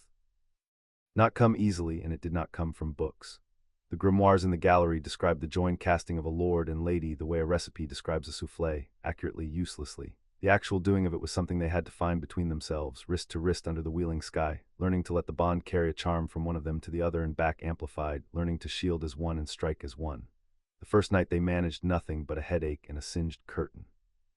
The third night Harry cast a Patronus and felt Hermione's join it through the mark, and the stag came out of his wand twice the size and silver bright, and with a second shape running beside it, an otter, the 2 Patronuses wheeling together through the dark gallery among the kept names, and Hermione laughed out loud at the sight of them, and the kept names brightened to the sound, and Ron, watching from the rail, said only, "Blimey." in the voice of a man revising upward his estimate of what his two best friends were about to do to Lucius Malfoy. By the sixth night they could hold a joined shield against everything the three of them could throw at it. It was not enough, Harry knew it was not enough, not against what Narcissa had warned was coming, but it was a foundation, and they had built it together in the heart of the house in the last days before the hearing. And when they finally fell into exhausted sleep on the gallery floor with Ron snoring against a bookcase and the kept names burning soft overhead, Harry lay awake a moment longer and thought that whatever happened in the courtroom, he had not been this unafraid in a year. Because for the first time since Sirius fell, he was not facing the dark alone, or even with one hand held. He was facing it as one half of something built to face it, with the other half asleep beside him and her wrist still resting against his, stars to stars, even in her dreams. Chapter 3 and Chapter 4. The establishment resists on the second of the 7 days. Albus Dumbledore came back to Grimmauld Place, and this time he came in the afternoon by the front door and knocked, which was its own kind of message. The house did not open for him. Harry felt it refuse, felt the wards hold their breath the moment the old man's hand touched the door, the protections that had thrown themselves open for the heirs now considering the chief warlock on the step and declining to decide. The door stayed shut until Harry crossed the hall and opened it himself, and even then the lamps in the entry guttered low, sullen, as though the house had let a guest in under protest and meant for everyone to know it. "The house has changed its mind about me," Dumbledore observed, stepping over the threshold into the dim hall, and his blue eyes went up the stairwell, across the silent portraits, to the dark landing above where the heart of the house lay behind its black door. "It used to tolerate me as the leader of the order who paid its rent and protection. Now it tolerates nothing and obeys you. Remarkable. I have studied the magic of the old houses for 100 years, Harry, and I have never seen one wake so fast or so completely. That is itself a piece of evidence, you understand. A house does not rouse like this for a fraudulent heir. Whatever else is in doubt, the magic believes you." He turned, and the warmth was in his face, and the arithmetic was behind it. "It is rather the difficulty I have come to discuss." They sat in the drawing room, the three of them, Harry and Hermione on one side, Dumbledore in the chair that had leaned away from Harry for 3 weeks and now sat squarely, the house watching its master's guest, and Creature brought tea that the old wizard accepted with grave courtesy and did not drink. "I will not insult either of you by pretending I have come for any reason but the one you suspect," Dumbledore said. "The Wisengamot meets in 5 days. The petition is Lucius Malfoy's, but the danger is larger than Lucius. So I will say plainly what I came to say, and you may refuse me plainly as you did before, and we will at least have the dignity of speaking truth to one another." He set down the untouched tea. "I want you to let me take the black seats in a proxy for the duration of the war, not the gold, not the house, not the title, nor the magic, nor anything that is yours by the warrant of that codicil, only the votes. 9 votes in the Wisengamot in the hands of the order, in a year when the ministry will not say Voldemort's name, and the law is being bent toward men who would see this country burn. With those votes I could force the ministry to act. I could protect the Muggle-borns the new laws are circling. I could save lives, Harry, real lives, this season, this year, with a power that is currently sitting useless on the shoulders of 2 students who cannot even take their seats until they are of full legal age and have survived a hearing designed to destroy them." It was, Harry thought, the most honest thing Dumbledore had said to him in 2 years, and it was still a closing hand, and the terrible part was that both of those were true at once. "You're not wrong about the lives," Harry said slowly. "I know you're not. If you had 9 votes, you'd do good with them. You'd do more good with them than we will, probably, because you know how to use them and we don't." He looked at the old man. "But you said it yourself the first night. The house binds. Every soul it ever named, it named to own. If I hand you the votes, even for good reasons, even to save lives, then the first thing I do as lord of this house is give its power away to the establishment that spent the last year trying to take it from me. And the next person who comes asking will have a reason just as good as yours, and the one after that. And inside a year the heir of House Black is a boy who signs whatever's put in front of him for the greater good, exactly like before, exactly like the prophecy you didn't tell me about." His voice did not rise. "I trusted you to manage what I was allowed to know, and it cost Sirius his life. I'm not handing you the house so you can manage what it's allowed to do. If the votes are going to do good, they're going to do it with my hand on them. You can advise me, God knows I'll need it, but the hand stays mine." The drawing room was quiet. Dumbledore looked at him for a long moment, and something moved through the ancient face that Harry could not read, and then the old wizard turned deliberately to Hermione. "And you, Miss Granger," his voice gentled, and Harry tensed because the gentling was the tell, "you have not spoken. You who have more to lose here than anyone in this room, and more to fear. May I tell you what I think, and may I be unkind, because I think kindness has run out of road between us." He did not wait for permission. "I think you know that your name in that codicil is a weapon pointed at you. A Muggle-born co-heir of the House of Black, there is no fact in magical Britain more provocative, and you are the cleverest witch I have taught, and you have already done the arithmetic. so you know that in 5 days you will stand in a chamber full of people who will hate you for existing, and that some of them vote on laws that could one day put your parents on a register, and that the safest thing you could possibly do, the only sane thing, is to let the claim lapse. Melt back into Harry's friend and the brightest student of her year, and let the House of Black be a problem for grown men to fight over while you live to see 20. The blue eyes held hers. I am offering you a door out. Take the proxy arrangement, let me carry the seats, and you need never stand in that chamber at all. I am trying to save your life, child, and I think some part of you knows it. Hermione was quiet, and Harry could feel her through the mark on his wrist, could feel the engine of her turning, fast and cold, weighing it, because she did weigh it, she was too honest not to. When she spoke, her voice was level. You're right that it's dangerous, she said. You're right that the smart move, the safe move, is to disappear. If I were advising someone else, I'd tell them exactly what you just told me. She set down her own untouched tea. But you've made the same mistake you made the first night, Professor, and I don't think it's an accident because you don't make accidents. You keep talking as though I can give the claim back, as though it's a coat I put on and can take off if it gets too heavy. She turned over her wrist and laid it on the arm of the chair, and the scatter of stars under her skin caught the low light. I can't. The codicil didn't ask me. The magic chose me 3 nights before I knew the house existed, and it wrote me into a book that cannot lie, and it bound me to Harry with a thread the registry wouldn't even let us look at. There is no version of the next 5 days where I melt back into being safe, because the moment that codicil opened I stopped being safe, and the only thing left to decide is whether I face what's coming as a frightened girl pretending it isn't happening, or as the lady of an ancient house who's read the heir law and intends to win. She held his gaze. You want to save my life, I believe you, but the way to save my life isn't to make me hide. It's to help me fight or to get out of the way of the people who will. Those are the doors. There isn't a third one, however gently you describe it.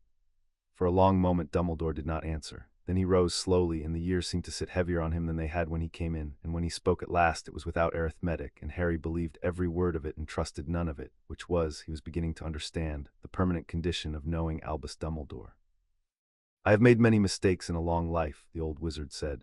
The worst of them have all worn the face of protection. I hear my own voice making them again in this room, and I cannot seem to stop because I am very old and very frightened, and I have buried a great many children I was certain I could save by carrying their burdens for them. He looked from Harry to Hermione. You will not let me carry this. Very well. Then hear the one true thing I have to give you, with nothing asked in return.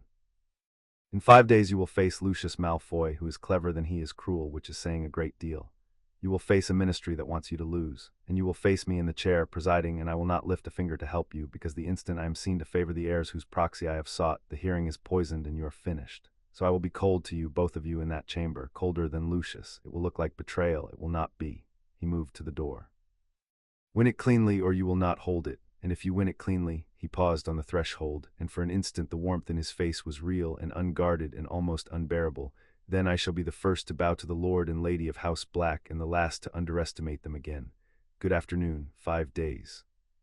The front door opened for him this time, the house letting him out as readily as it had been reluctant to let him in, and when it shut behind him the lamps in the hall came back up, bright and warm, and Harry let out a breath he had not known he was holding. He meant all of it, Hermione said, every contradictory word. He wants the votes, and he's afraid for us, and he'll be cold to us to keep the hearing clean, and he's maneuvering us all at once, all sincerely. That's what makes him so dangerous. He's not lying. He's just always running 3 games, and he's better at all 3 than we are at 1. She was already pulling parchment toward her, which means we win the 1 game he can't help us with. The law. 5 days. Sit down. We've got work. Lucius Malfoy did not knock. He came on the 4th day in the evening, and he did not come to the door at all. He came to the wards, and Harry felt it the instant the man arrived at the edge of the property. Felt the house bristle, every protection it had snapping to attention, the mark on his wrist going cold and sharp, and when he and Hermione went up to the drawing-room window and looked down, there was Lucius Malfoy standing in the empty street outside number 12, alone, his cane in his gloved hand, looking up at a house he could see only because the heirs were looking back.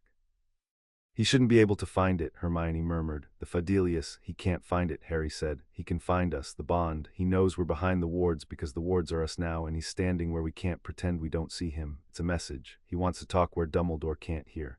They let him onto the step. They did not let him into the house would not have permitted it, and neither would Harry, and so the conversation happened on the threshold. The door half open, Lucius Malfoy standing on the step in the blue dusk with the warm light of a house that hated him falling across his perfect face, and he smiled the frost smile and inclined his head to neither of them. I will be brief, Lucius said, because I dislike this street and your house dislikes me, and we are all of us busy men and clever girls with a hearing in 3 days. I have come to make you an offer, and I have come alone and quietly because the offer is generous, and I do not wish the headmaster to talk you out of accepting it, as he talks everyone out of everything in the end. He turned the cane once in his fingers. Withdraw, both of you. Disclaim the codicil before the Wisengamot on the grounds which my advocates will helpfully provide, that you were summoned by an instrument you did not understand and bound by a magic you did not consent to. Disclaim it, and the House of Black passes, as nature intended, to its nearest kin, to my wife, and through her to my son. And in exchange, the pale eyes moved to Harry, you Potter may keep what Sirius left you outright. The house, a vault, a title of courtesy. Enough gold to be comfortable for life. You lose only the part you cannot use anyway, the seats and the deep magic, which a boy your age has no business commanding and no skill to defend. The eyes moved to Hermione, and the frost sharpened. And you, Miss Granger, walk away alive and unremarked, and the name of a Muggle-born girl in the codicil of Walburga Black quietly never enters the public record, which I should think you would prefer, given the kind of attention it will otherwise bring you, and your dentist parents, in a Britain that is changing very quickly in ways you will not enjoy. The word parents landed exactly where it was aimed. Harry felt Hermione go still beside him, felt the cold spike of fear through the mark, and then felt her take hold of it and fold it down, and answer in a voice with no fear in it at all.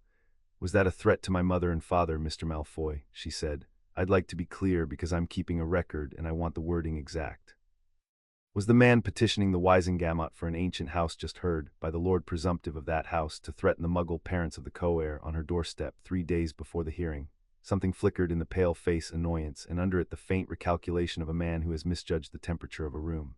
I threaten no one, Lucius said smoothly. I observe the weather. The weather is no concern of mine. Then let me observe some back, Hermione said, and now she stepped forward into the doorway, into the light, so that she stood on the threshold of the House of Black with the warmth of it at her back, and Harry watched Lucius Malfoy take an involuntary half-step down. You came alone and quietly because your case is weak, and you know it.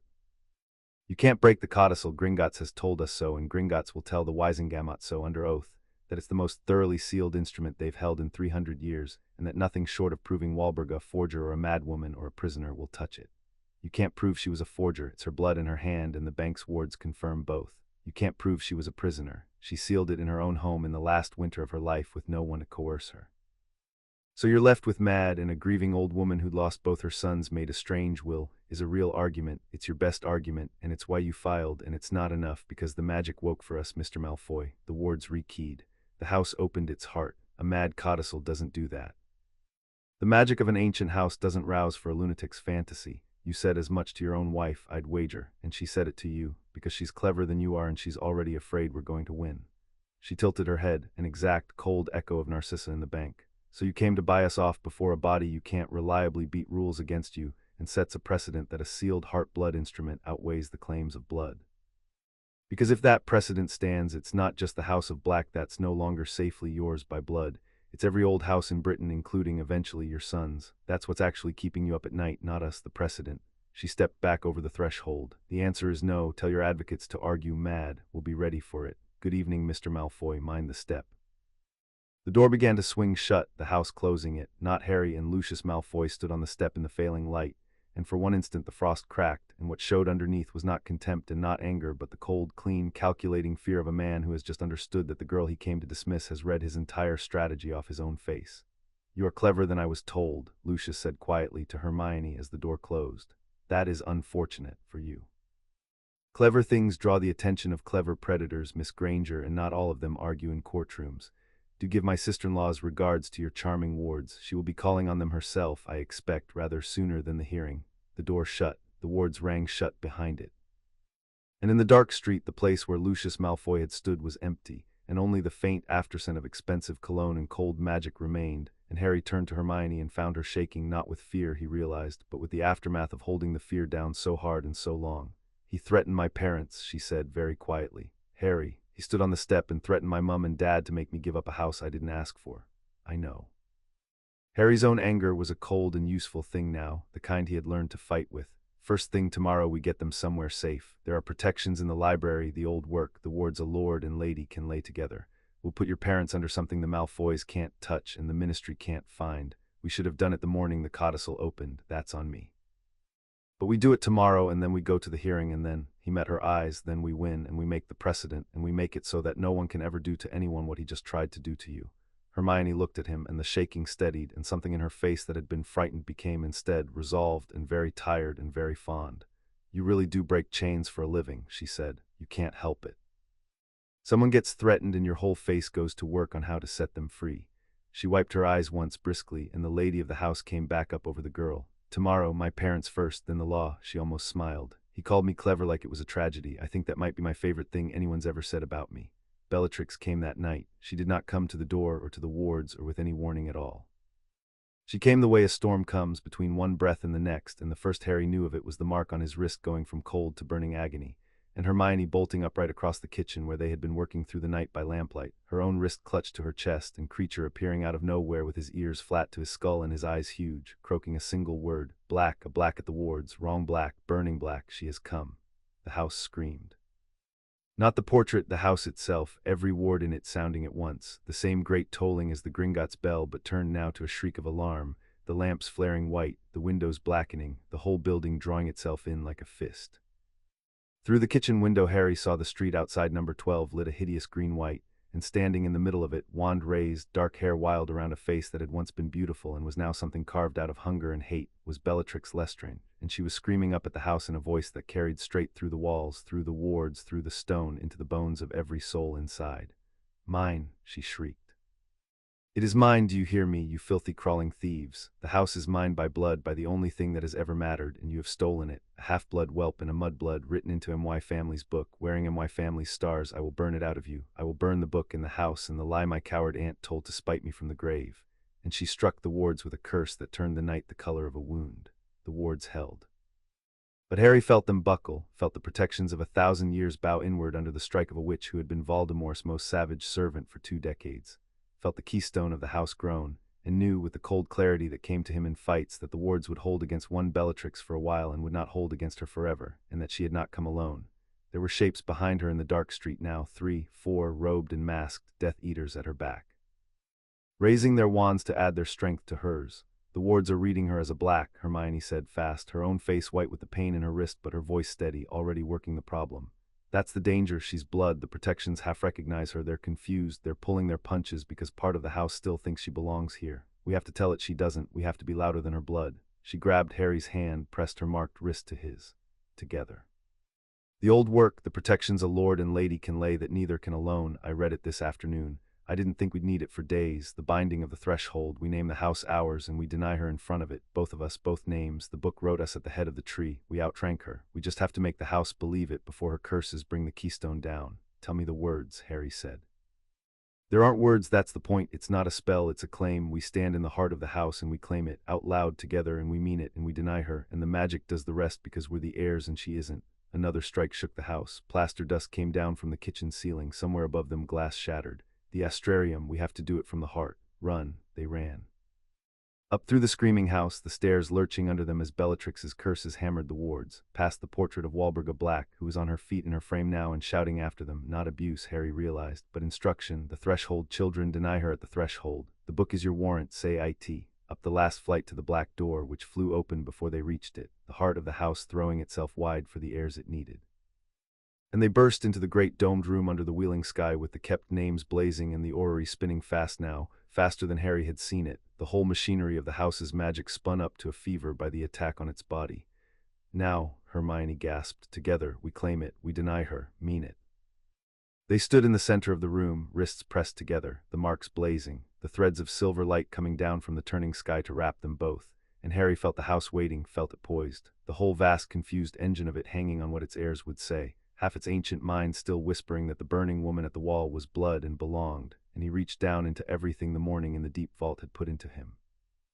Everything the kept names and the breaker of chains had woken, and he said it, and Hermione said it with him, the two voices braiding into one under the stars. "We are the House of Black, we are its lord and its lady, named in truth by the warrant of the sky, written at the head of the tree in the book that cannot lie. This house is ours, its threshold is ours, its blood is ours to call and ours to deny." Harry's voice rose, and the orrery flared, and the kept names burned white. "And we deny Bellatrix Lestrange, she's not the house. She unmade her name when she made it a weapon, by the breaker of chains and the keeper of names, by the warrant of the sky and the heart's blood of Walburga Black, we cast her out. The house does not know her, the house does not love her, the threshold is closed," the magic answered.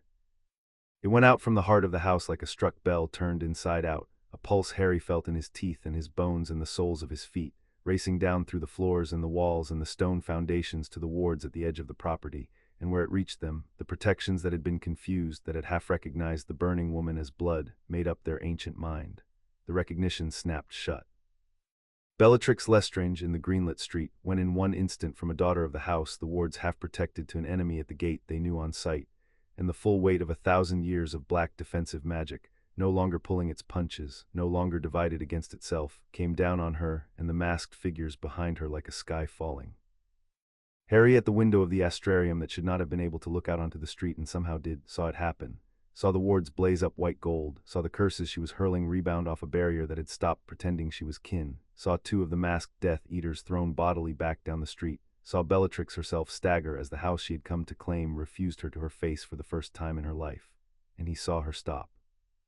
He saw her stand in the rebounding light, wand lowered, looking up at the house, and across the distance, across the wards, through the impossible window. For one instant her wild dark eyes found his, and Harry felt her see him, and felt her see, behind him, Hermione and the marks on their wrists, and the thing they had just done together that no single heir could have done alone.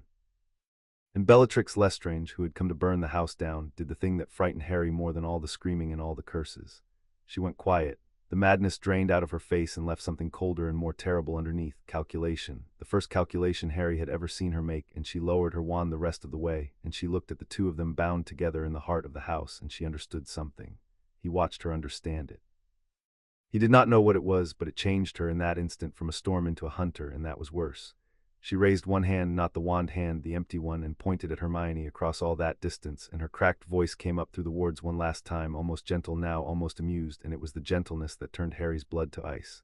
"Oh," Bellatrix said. "Oh, it's you. It's you, isn't it, the keeper of names? I see now. I see what she did, my clever dead aunt. I see what the old magic chose and why, and oh, little mudblood, when they understand it, when they all understand what you are to this house and why the stars want you in it, there will not be a pure blood left in Britain who will let you draw breath." She laughed, and it was the worst sound Harry had ever heard. "Win your hearing, win your pretty law, it won't matter. Because now I know the secret your aunt by theft buried in that room, and I am going to tell the world before you can, and the world is going to do to you what I came here to do tonight, and they're going to thank me for it." She blew them a kiss, mad and tender, across the rebounding light. "See you at the Wisengamot, Lady Black, where something nice. It's the last room you'll ever stand up in." And she was gone, disapparated out of the failing green light, her masked dead following, leaving the street empty and the wards ringing and the house drawing slowly, shakily back out of its clenched fist into the shape of a building, the lamps guttering down from white to gold, the windows clearing. In the heart of the house, under the turning sky, Harry and Hermione stood with their wrists still pressed together, both of them shaking now, the marks cooling slowly, the kept names settling back into their slow blaze. "She knows," Hermione said. Her voice was very small in the great room. "Harry, she knows the secret. Whatever Walburga buried in here, whatever the why is, Bellatrix just worked it out from outside the wards, from looking at us, and she's going to tell the world before we even understand it ourselves." She looked up at him, and the fear was real and undisguised. "We have to read it, the sealed book, Walburga's why. We can't wait until after the hearing anymore. We can't walk into that chamber not knowing the thing our enemy already knows. Tonight, we have to know what we are before someone who hates us tells everyone else." Harry looked up at the wheeling stars, at the thousands of kept names, at the orrery slowing now from its fever back to its patient turn, and he thought of the portrait of Walburga Black on her feet in her frame, shouting instruction up the stairs, and the red ink at the bottom of his letter, and the sealed book in its locked case waiting in the gallery above. "Tonight," he agreed. "We read it tonight." But the house had spent itself defending them, and the hour was very late, and as they climbed to the gallery where the sealed book waited, the great black door behind them swung gently closed, and the locked case did not open to Hermione's wrist, not yet, not tonight, however hard she pressed it, as though the house, having saved its heirs, was too exhausted to give up its last and most dangerous secret, and meant to make them wait, after all, just a little longer. "It won't open," Hermione said, and there was something close to despair in it. "We told it to deny Bellatrix, and it nearly tore itself apart doing it. It's spent. The case won't open until the house has rested, and the house won't rest before the hearing." She pressed her forehead briefly to the cool wood of the case. "So we walk in not knowing. We walk into the Wisengamot in 3 days against Lucius and the Ministry and Dumbledore in the chair, with Bellatrix loose and ready to tell the world a secret we don't have, and we do it blind." She straightened, and the resolve came back harder than before. "Then we win the law first. We win the hearing on the law where the secret doesn't matter yet, and we buy ourselves the time to come back and read it, one war at a time, the chamber, then the truth." She looked at him under the turning stars. 3 days, Harry, get some sleep if the house will let you. Because in 3 days we find out whether two 17-year-olds can take an ancient house away from everyone in Britain who spent 1,000 years deciding it could never belong to people like us.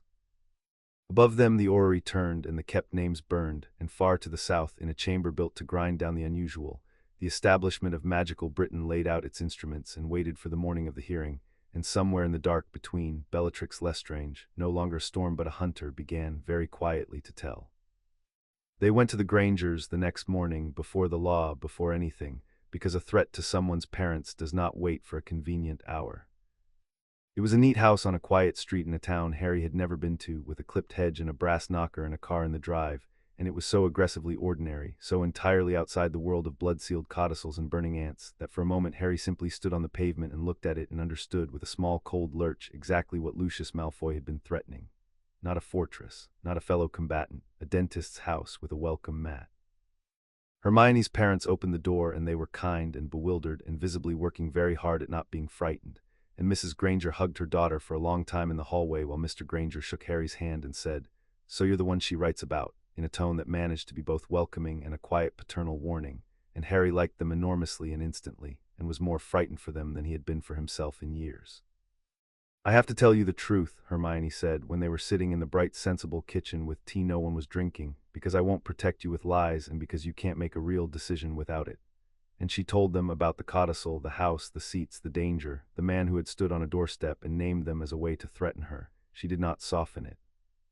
Harry watched her parents take it in, watched the fear they were managing become something steadier as the facts replaced the not knowing, and understood again where Hermione had got it from, this family that met a terror by sitting down and looking at it squarely. "What do you need us to do?" Mr. Granger said when she had finished. "Not what is going to happen to us. What do you need us to do?" Harry could have hugged him. "Let us protect the house," Hermione said. "There's an old magic the protections a lord and lady of the house can lay together. It's not a hiding charm. You'll still live here, work here, be yourselves. It's a ward against anyone who comes meaning you harm. It's the strongest thing we have, and we can't lay it anywhere else because it's tied to us, and her voice caught just once, "I'd really like to know you're safe behind it when I walk into that courtroom, because I'm not sure I can be clever enough to win if part of me is here, worrying."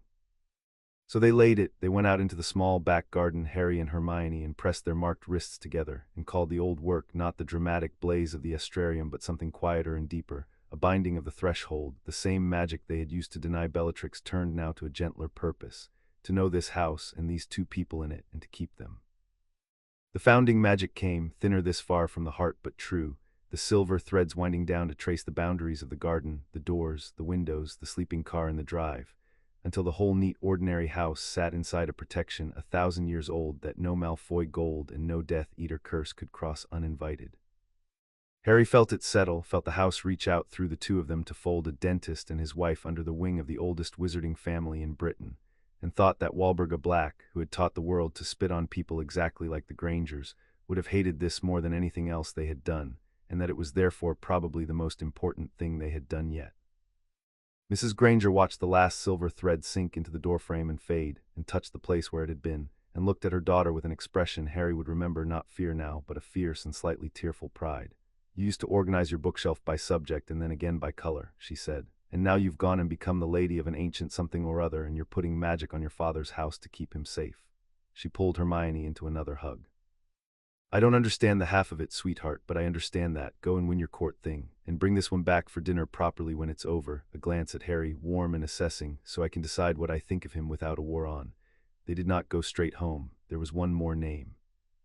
It was Hermione's idea, and it came out of the registry, out of the true record in the deep vault, and the kept names in the astrarium, where one name in particular had caught at both of them.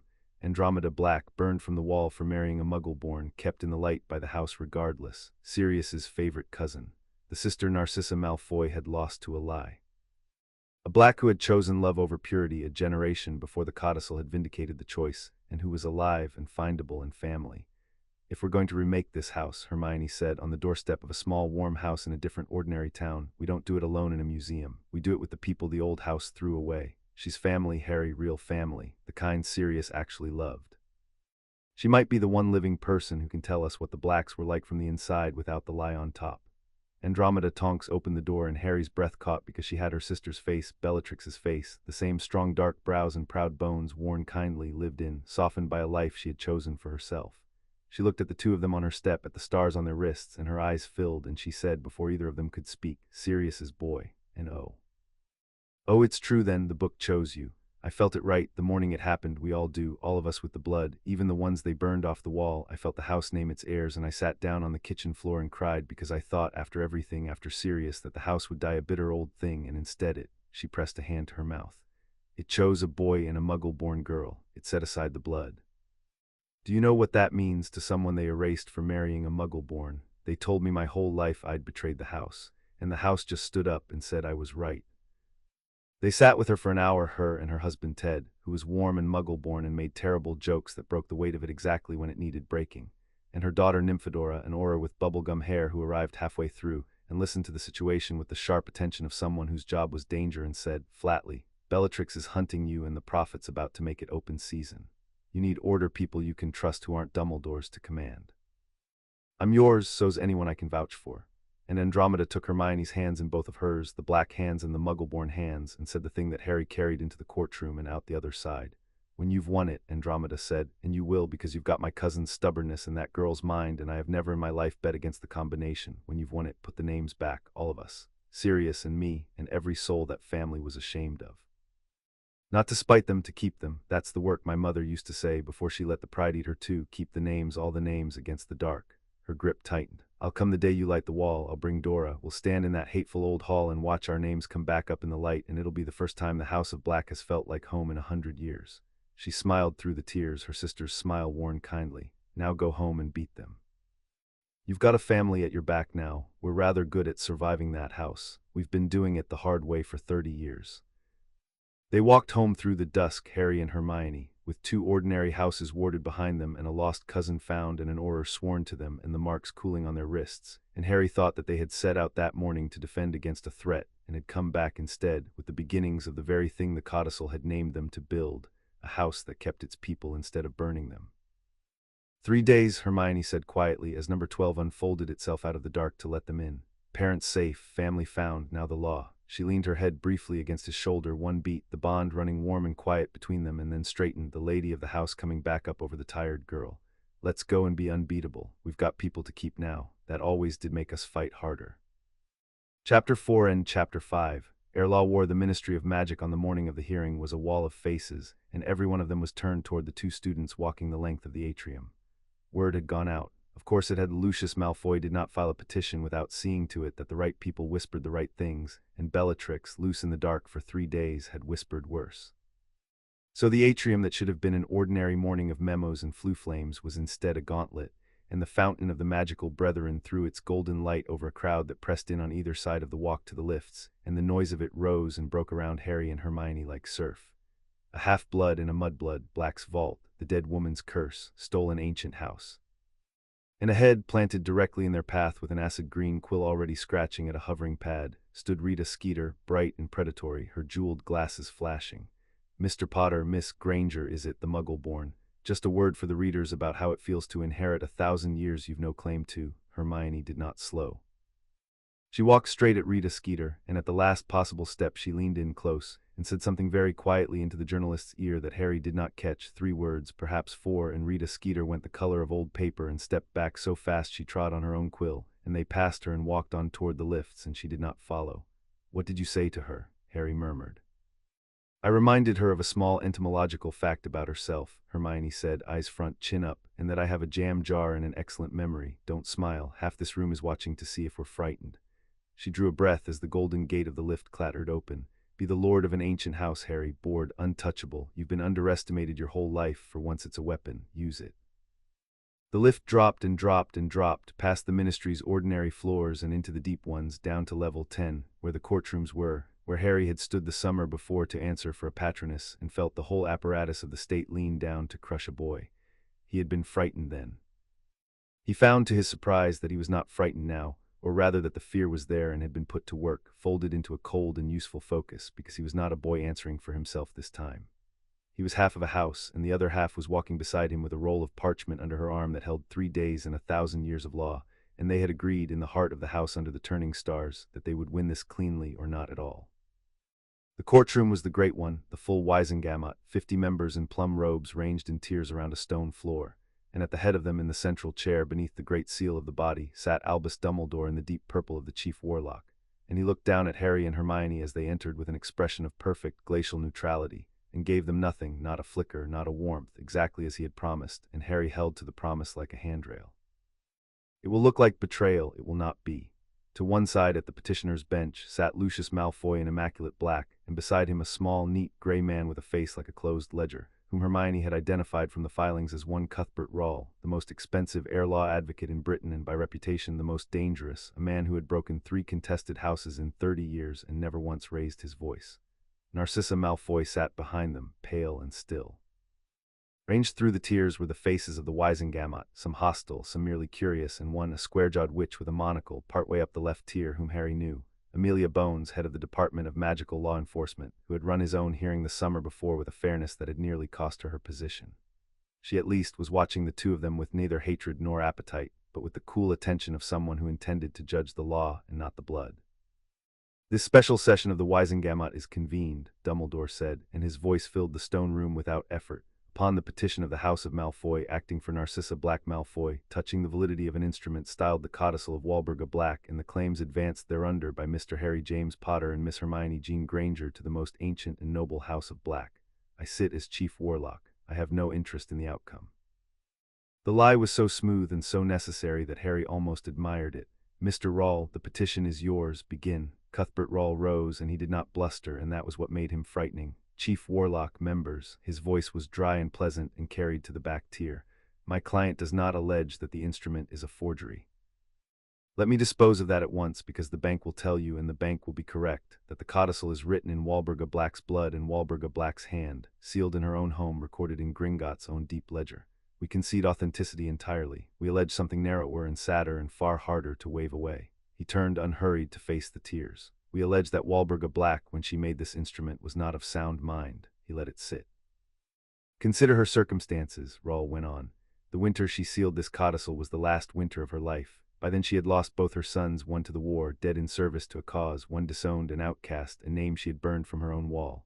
She was old and alone and grieving, in a dark house with no companion but a house elf the healer's own records describe as profoundly disturbed.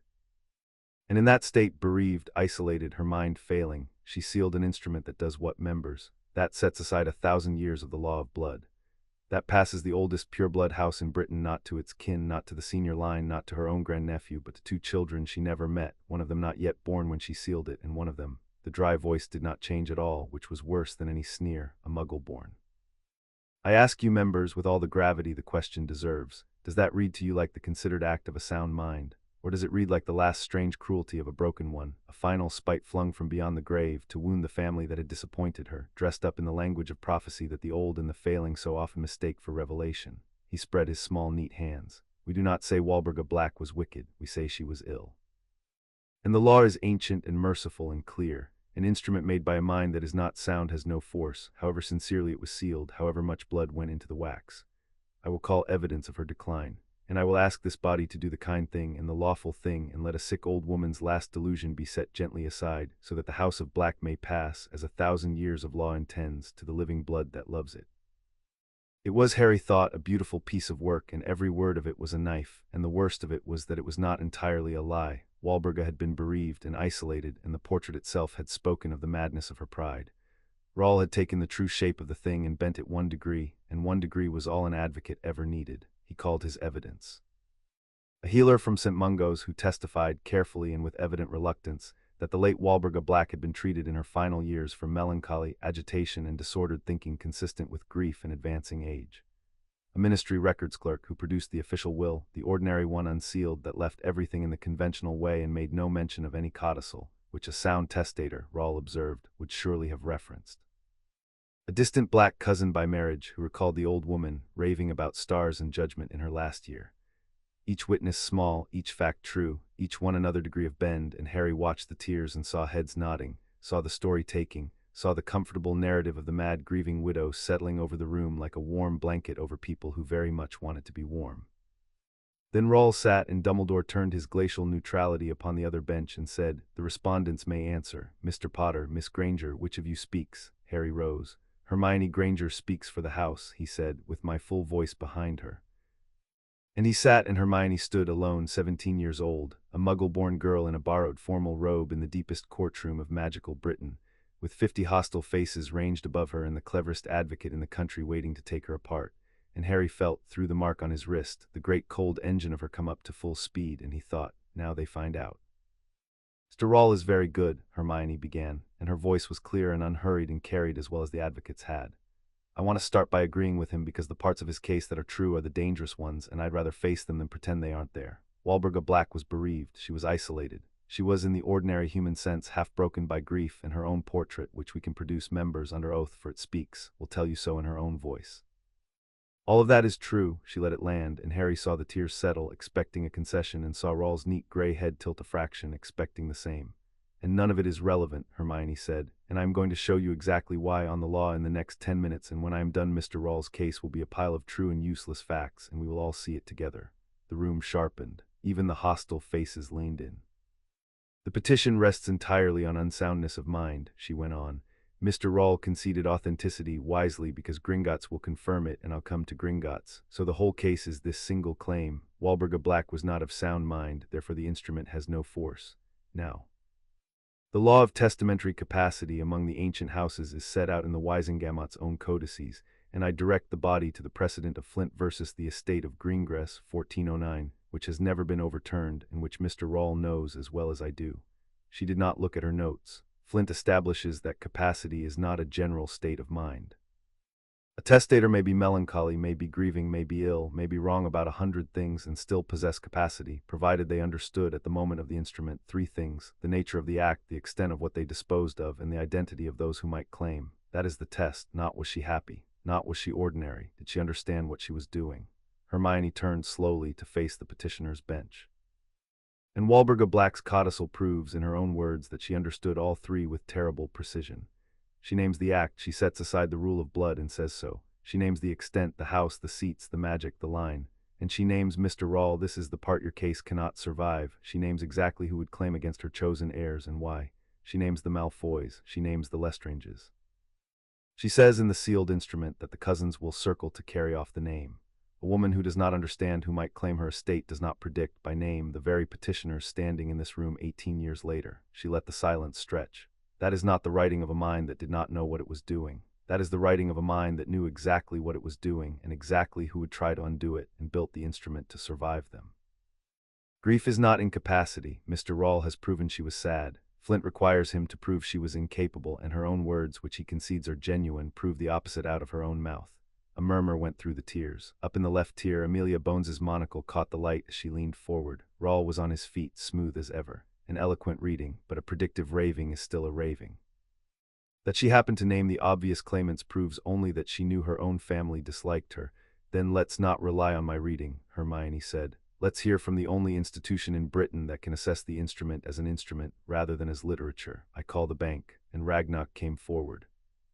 He had been waiting at the side of the chamber in his slate-gray robes, and he came to the floor and did not take the witness's chair because the witness's chair was sized for a man, and he stood beside it instead with perfect dignity and addressed the chief warlock directly, and the whole Wisengamot went quiet, because a goblin of Ragnarok's rank did not appear before the body twice in a century.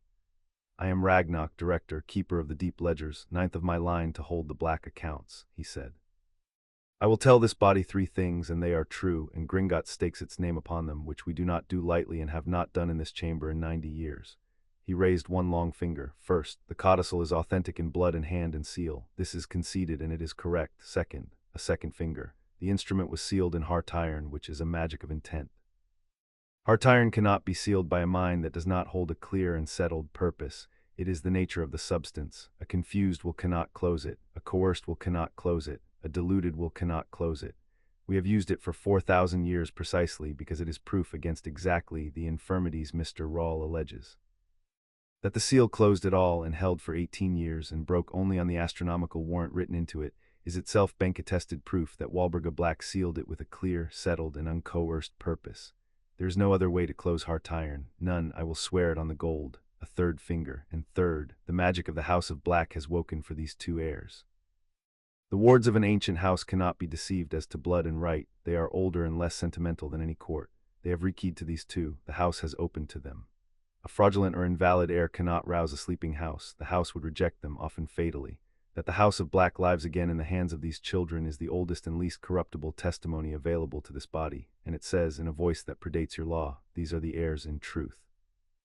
He inclined his head to Dumbledore. Gringotts has no further interest in the dispute. We came only to keep the truth of names, which is our office. We have kept it. Good morning. He turned and walked out of the chamber, and the silence he left behind was the silence of 50 people who had just heard the most trusted financial institution in the world stake its 4,000-year name on the wrong side of Lucius Malfoy's petition. Hermione let it breathe. Then quietly into the silence, the bank says heart iron cannot be sealed by an unsound mind. The bank says the house has accepted us. Mr. Rawls' entire case is that Walburga Black's mind was unsound. The bank has just told you on its name that the instrument in front of you is physical proof that it was not. I don't think there's anything left of the petition, members. I think it ended when the director raised his second finger. But I'm happy to keep going if Mr. Rawls would like to keep losing. And up in the left tier, Amelia Bones did something that changed the temperature of the entire room. She laughed once short, surprised out of her, and then recovering said in a voice of crisp authority, Chief Warlock, I move that the petition be dismissed. The bank's testimony is dispositive. We are wasting the body's mourning. It was at exactly that moment, with the motion hanging in the air, with the tears stirring toward a vote that Harry could feel was about to break their way, that the doors of the courtroom blew off their hinges. The blast threw the nearest members from their benches and filled the chamber with stone dust and screaming, and through the ragged hole where the great doors had been came the masked dead, 6 of them robed and silver-faced, wands already throwing curses into the tears, and behind them, walking, almost strolling, into the deepest courtroom of the Ministry of Magic as though she owned it, came Bellatrix Lestrange. Don't vote yet, she sang out over the chaos, her voice cracked with delight. Oh, don't vote yet, you tedious old men, I've brought evidence. Harry was already moving. He had Hermione's wrist in his hand and the two of them off the respondent's bench and behind the stone rail before the first curse reached where they'd been sitting, and the mark on his arm was blazing, and through it he could feel Hermione's mind doing what his body was doing, both of them dropping into the cold, fast place where they had survived a dozen things that should have killed them. The Wizengamot was in pandemonium, 50 witches and wizards, many of them old, scrambling for cover or for wands, the Aurors at the doors down or fighting, Dumbledore on his feet at the head of the chamber with his wand out and a shield of golden light spreading over the upper tiers where the eldest members cowered. She's not here for us, Hermione said, fast, pressed to the stone beside him, her eyes everywhere. Listen to her, she said evidence, she said don't vote, she came to the hearing, Harry, she's not trying to kill us, not first, she's trying to disrupt the vote and put on a show, she wants an audience. Then we don't give her the show, Harry said, we give her us, together, the old work, we did it to the wards, we can do it here. We're the heirs, the magic comes with us, it's in our blood, not the building, it's weaker away from the house, then we'll be weaker together than she is alone. Now. They came up from behind the rail as one, wrists pressed, and Harry felt the bond close like a circuit in the family magic answer even here, even 100 floors under London far from the astrarium, thinner than it had been in the heart of the house but real, and the kept names came, faint silver threads winding up out of nowhere to wrap their joined arms, the magic of 1,000 years of Starkeepers reaching across the distance to its living heirs. Harry threw a shield charm and Hermione threw it with him in the same instant, and the two charms braided into one, a dome of silver white that snapped up over the lower tier and turned 3 killing curses to splashes of harmless light, and the masked Death Eaters checked, because a single stunner from a 17-year-old was one thing, and a joined casting that ate 3 killing curses without breaking was another. It became very fast a battle, and Harry and Hermione fought it the way they had learned to fight everything, back to back, each covering the other's blind angle, except that now there was the bond, and the bond changed it. Harry did not have to look to know where Hermione was. He could feel her, the exact location of her, the rhythm of her casting, so that when she dropped to recast he was already covering the gap, and when he pressed an attack she was already shielding his flank, and the two of them moved through the wrecked chamber like a single creature with 2 bodies and 4 hands, and the family magic flowed between them, amplifying. A stunner from Harry carried Hermione's force behind it and threw a masked man the length of the room. A binding from Hermione carried Harry's and wrapped 2 Death Eaters in cords of silver starlight that no struggle could break. There are only 6, Hermione gasped, dropping a 7th masked figure who had tried to flank them. 6 and Bellatrix, Harry, where S. Bellatrix, and Harry, turning, found her. She was not fighting. She was standing in the center of the wrecked floor, untouched, her wand lowered, watching the two of them fight her followers with an expression of terrible, hungry joy, and in her other hand she held aloft a scroll, a copy of something, black vellum, and her cracked voice rose over the battle to the cowering Wizengamot, to Dumbledore, to the whole watching room. Look at them, she cried, delighted. Look at them fight. You wanted to know if the codicil is true. There's your proof, you fools. No two children fight like that, join like that, with the old black magic running between them, unless the house has bound them as lord and lady.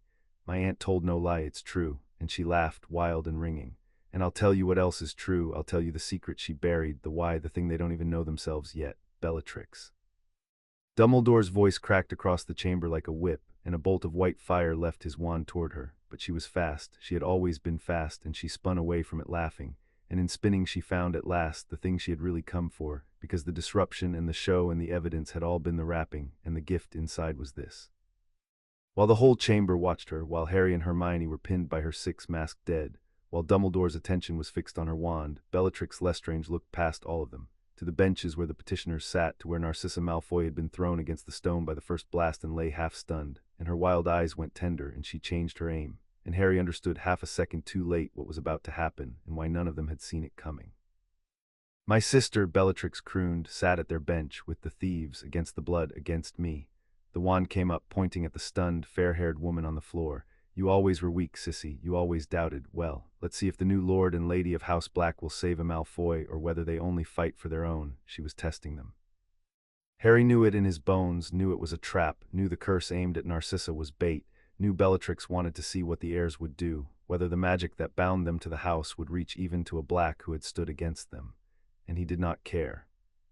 Because Narcissa Malfoy had warned them on the floor of Gringotts about her own sister when she had no reason to, because she was blood of the house whatever wall she'd stood at, and because the breaker of chains did not weigh whether a trapped thing deserved freeing before he broke the chain.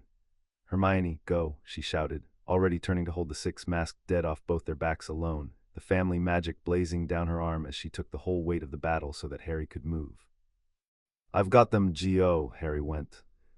He crossed the wrecked floor as Bellatrix's curse left her wand, a flat, ugly, dark thing, not the green of the killing curse but something worse, something with hooks in it, and he did not have time for a shield, so he did the only thing there was time for. He threw himself between the curse and the fallen woman and got his wand up and called on the bond on Hermione on the kept names, and the family magic answered one last time and caught the curse on a wall of silver an inch from his chest. It held barely. The dark curse splashed against the silver and clawed at it, and the backlash threw Harry to his knees over Narcissa Malfoy's stunned body, but it held, and Narcissa lived, and Bellatrix, across the wrecked chamber, stared at what Harry had done with an expression that was no longer joy and was no longer hunger, that was, for the first time, something like awe and something like grief. You saved her, Bellatrix whispered, a Black who stood against you. You broke the curse to save a Black who chose them over me. Her wild face crumpled and reassembled into something colder and more decided than Harry had yet seen on it. Then it's true, all of it, you really are what she made you, the breaker of chains. She lowered her wand, and her 6 masked dead, at some signal Harry didn't see, began to fall back toward the broken doors. I came to see, and I've seen, and now I know exactly what has to burn. She backed toward the doors, her eyes never leaving Harry kneeling over her sister.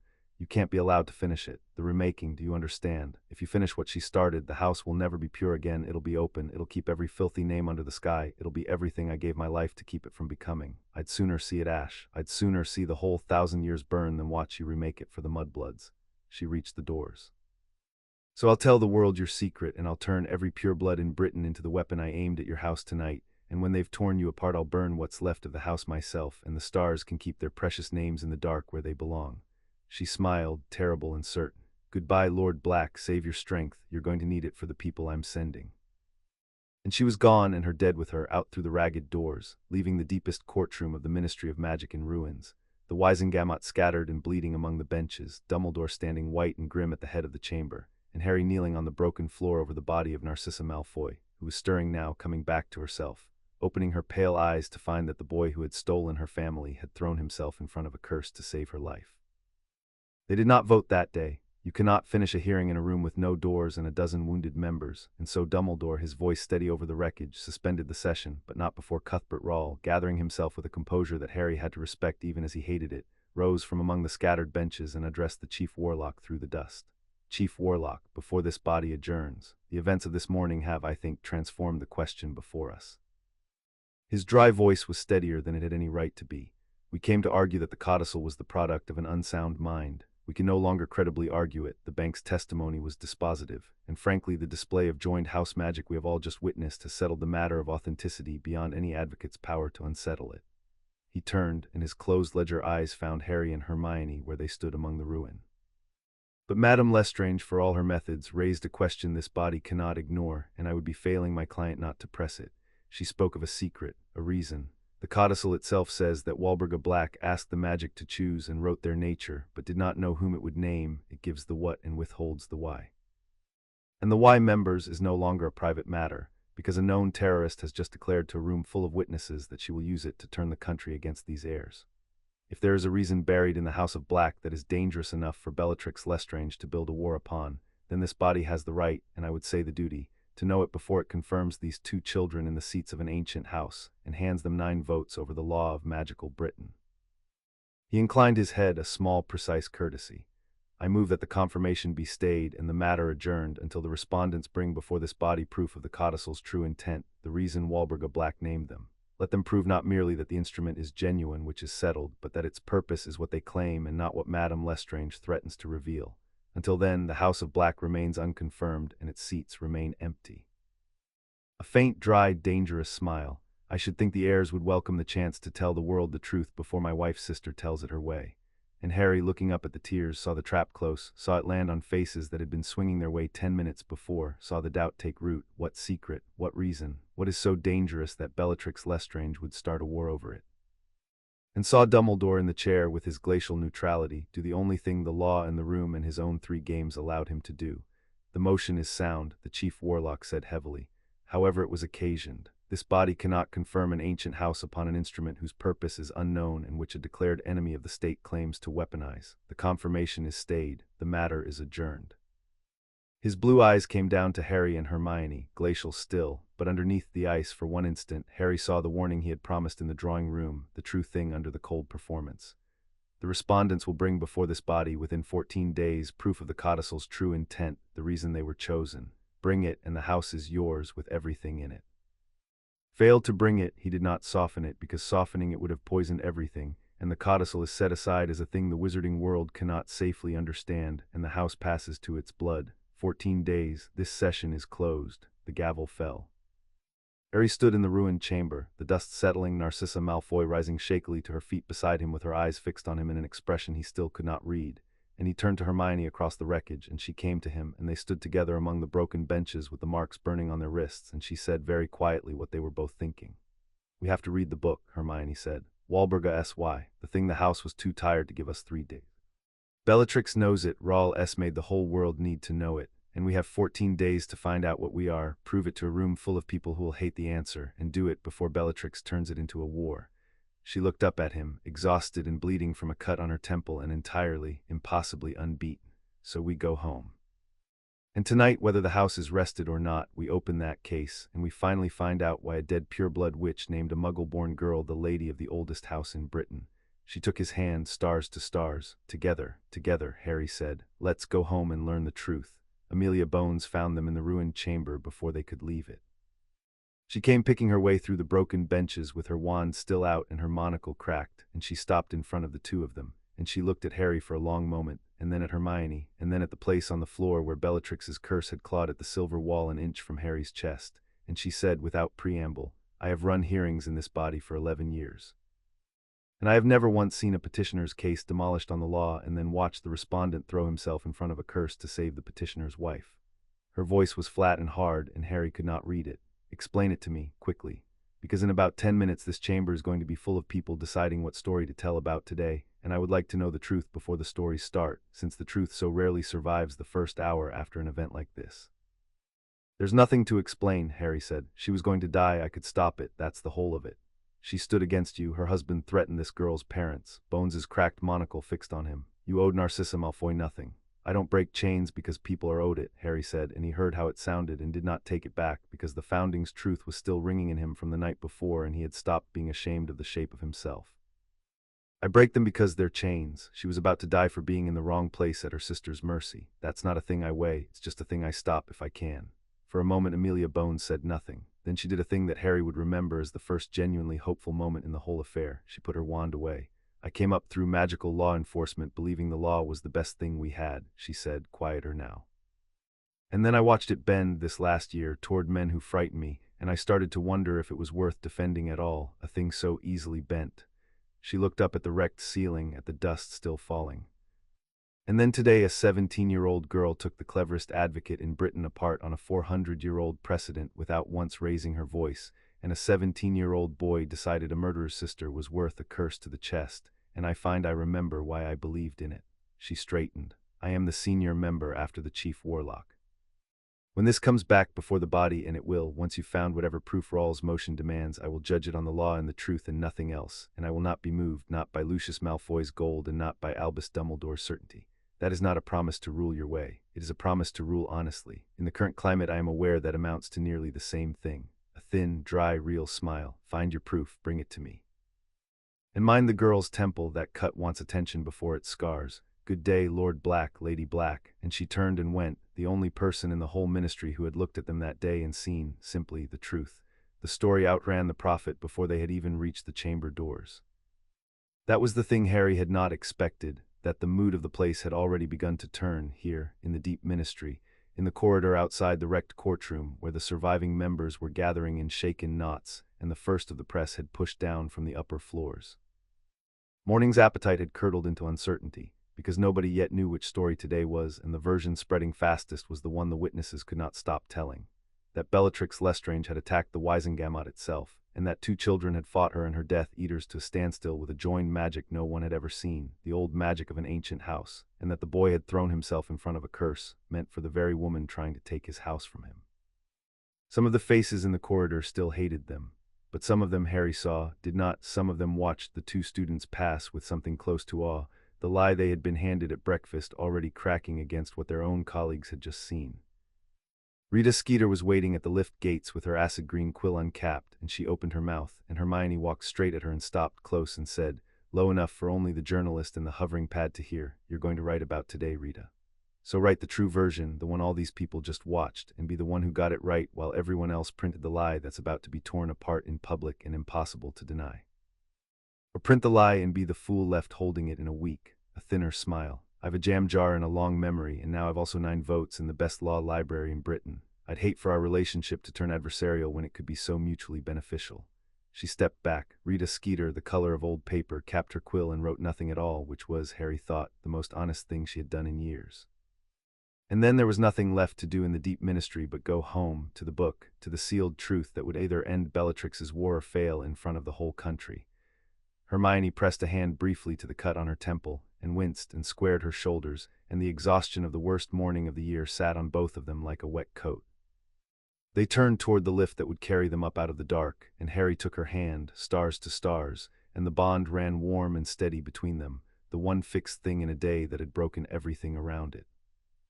And above them, 100 floors up, the golden fountain threw its light over an atrium emptying in panic, and out in the dark city Bellatrix Lestrange was already whispering her version of a secret she did not fully understand to people who would not wait 14 days to act on it.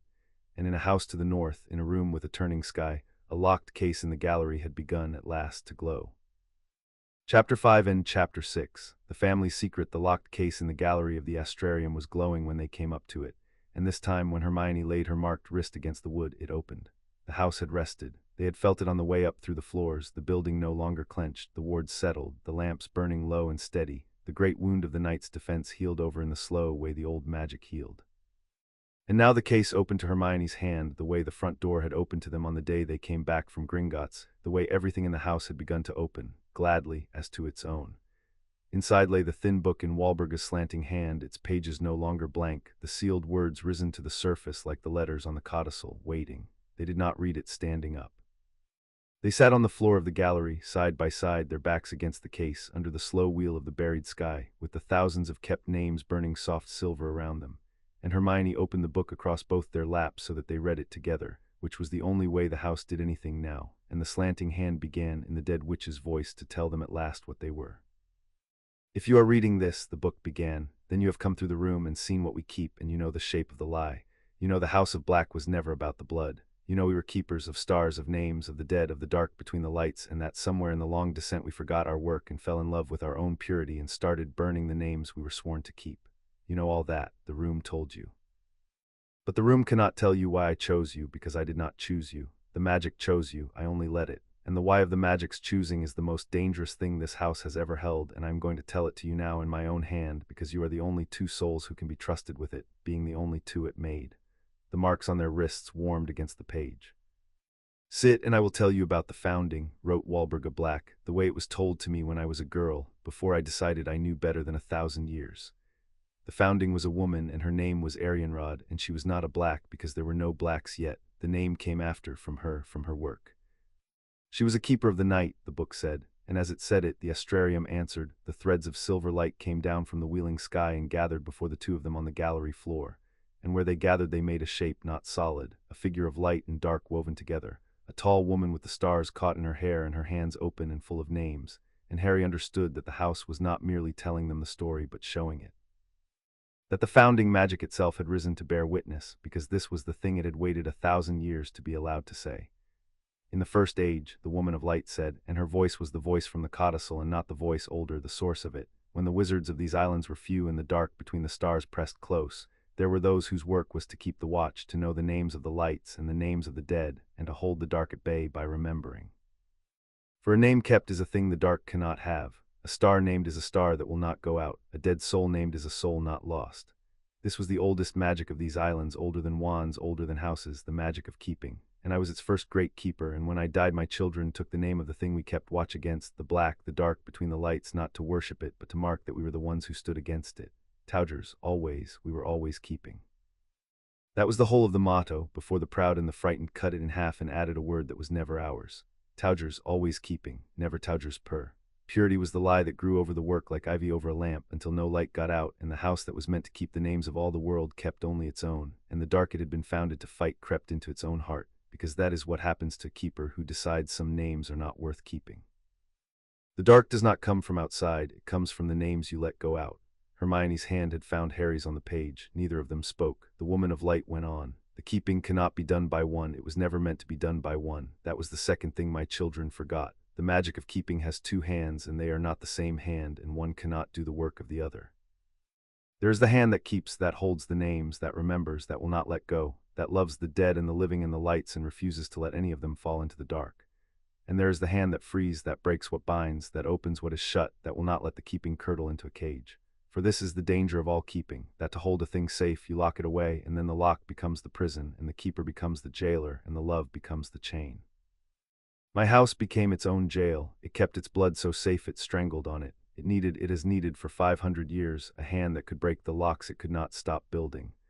A breaker of chains to walk beside the keeper of names, so that the house could hold the world's names without imprisoning them, and free the world's bound without losing them. Two hands together.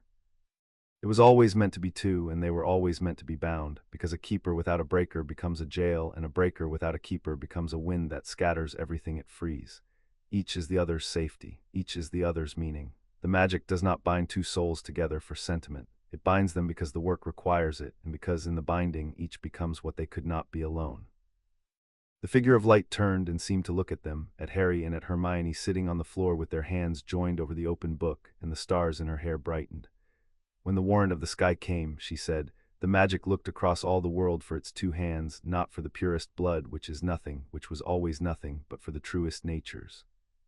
For a keeper of names so fierce she would walk into a world that had no record of her and refuse to let a single name be lost, not her friends, not her enemies, not the dead's, not even the names her own world tried to teach her to be ashamed of.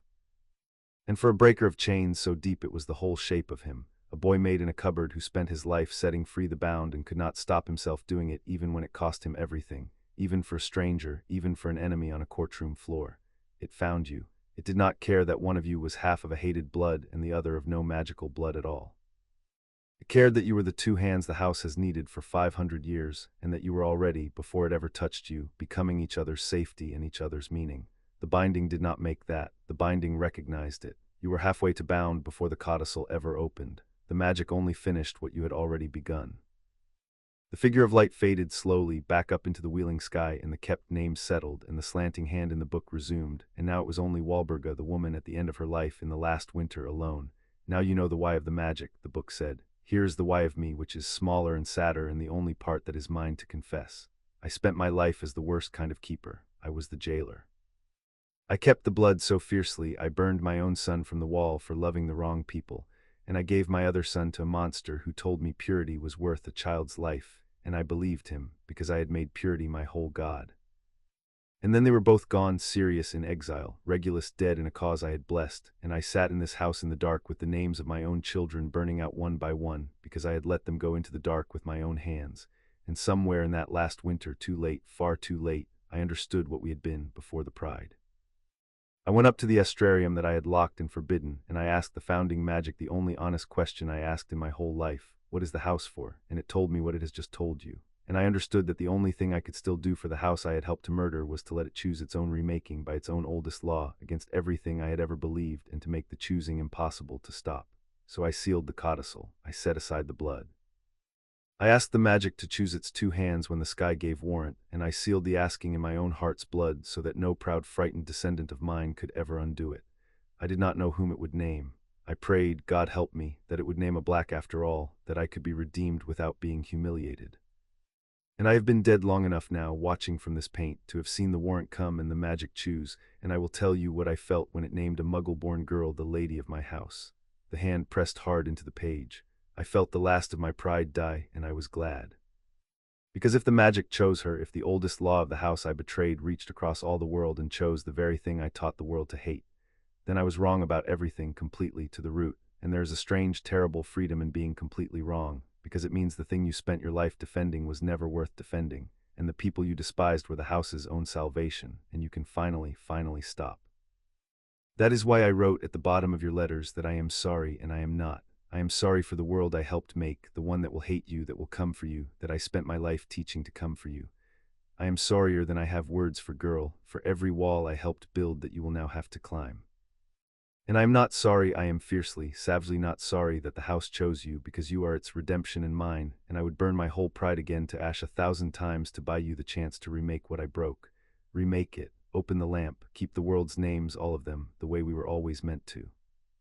And when you stand them up again on the wall I burned, Sirius, Andromeda, all of them, every name we let go into the dark, keep one small space, if you can find the mercy, which you should not, for the woman who finally, at the very end in the dark, alone, stopped being a jailer long enough to throw open the door. The book ended there. The slanting hand stopped. And on the last page, beneath the final words, a single new line wrote itself as they watched, in red ink, faintly luminous, the same as the line at the bottom of their letters, but addressed this time not to them. To my son Sirius, wherever the dark has taken you, I was wrong, come home to the wall. Your mother, who is sorry and is not, Hermione, was crying. She was not trying to hide it, and she was not making any sound, and the tears ran down and fell onto the open page, and the page drank them like rain. Harry put his arm around her, and she turned into him, and for a while they sat together on the floor of the heart of the house, under the wheeling sky, among the kept names, and neither of them said anything, because there was a grief in the room older than both of them, and it had earned its silence. It recognized us, Hermione said at last when she could. Her voice was wet and steady. It didn't make us, it said, the binding didn't make us into anything. We were halfway to bound before any of this. She looked up at him, her face wrecked and luminous in the silver light. Harry, I have spent a week being so careful, telling myself the bond is a thing that was done to us, that we have to choose with our eyes open, that we mustn't mistake a magic for a. She stopped. But it's not a trick. The magic didn't reach into two strangers and tie a knot. It looked across the whole world for the keeper of names and the breaker of chains, and it found two people who'd already been finding each other for 6 years. It didn't bind us, it found us already binding. The thing I was afraid was fake is the truest thing I have. She laughed once helplessly through the tears. I was so worried it wasn't real that I nearly missed that it was the only real thing in the whole terrible week. It was real before the codicil, Harry said. He found it was easy to say, sitting in the heart of the house with the stars turning, easier than it had ever been anywhere else. You turned up, 9 days, you said. You just turned up in the worst house in Britain with your trunk of books and your lists because you weren't going to let me rot in the dark alone. Nobody made you do that. There was no magic on you yet. You just came.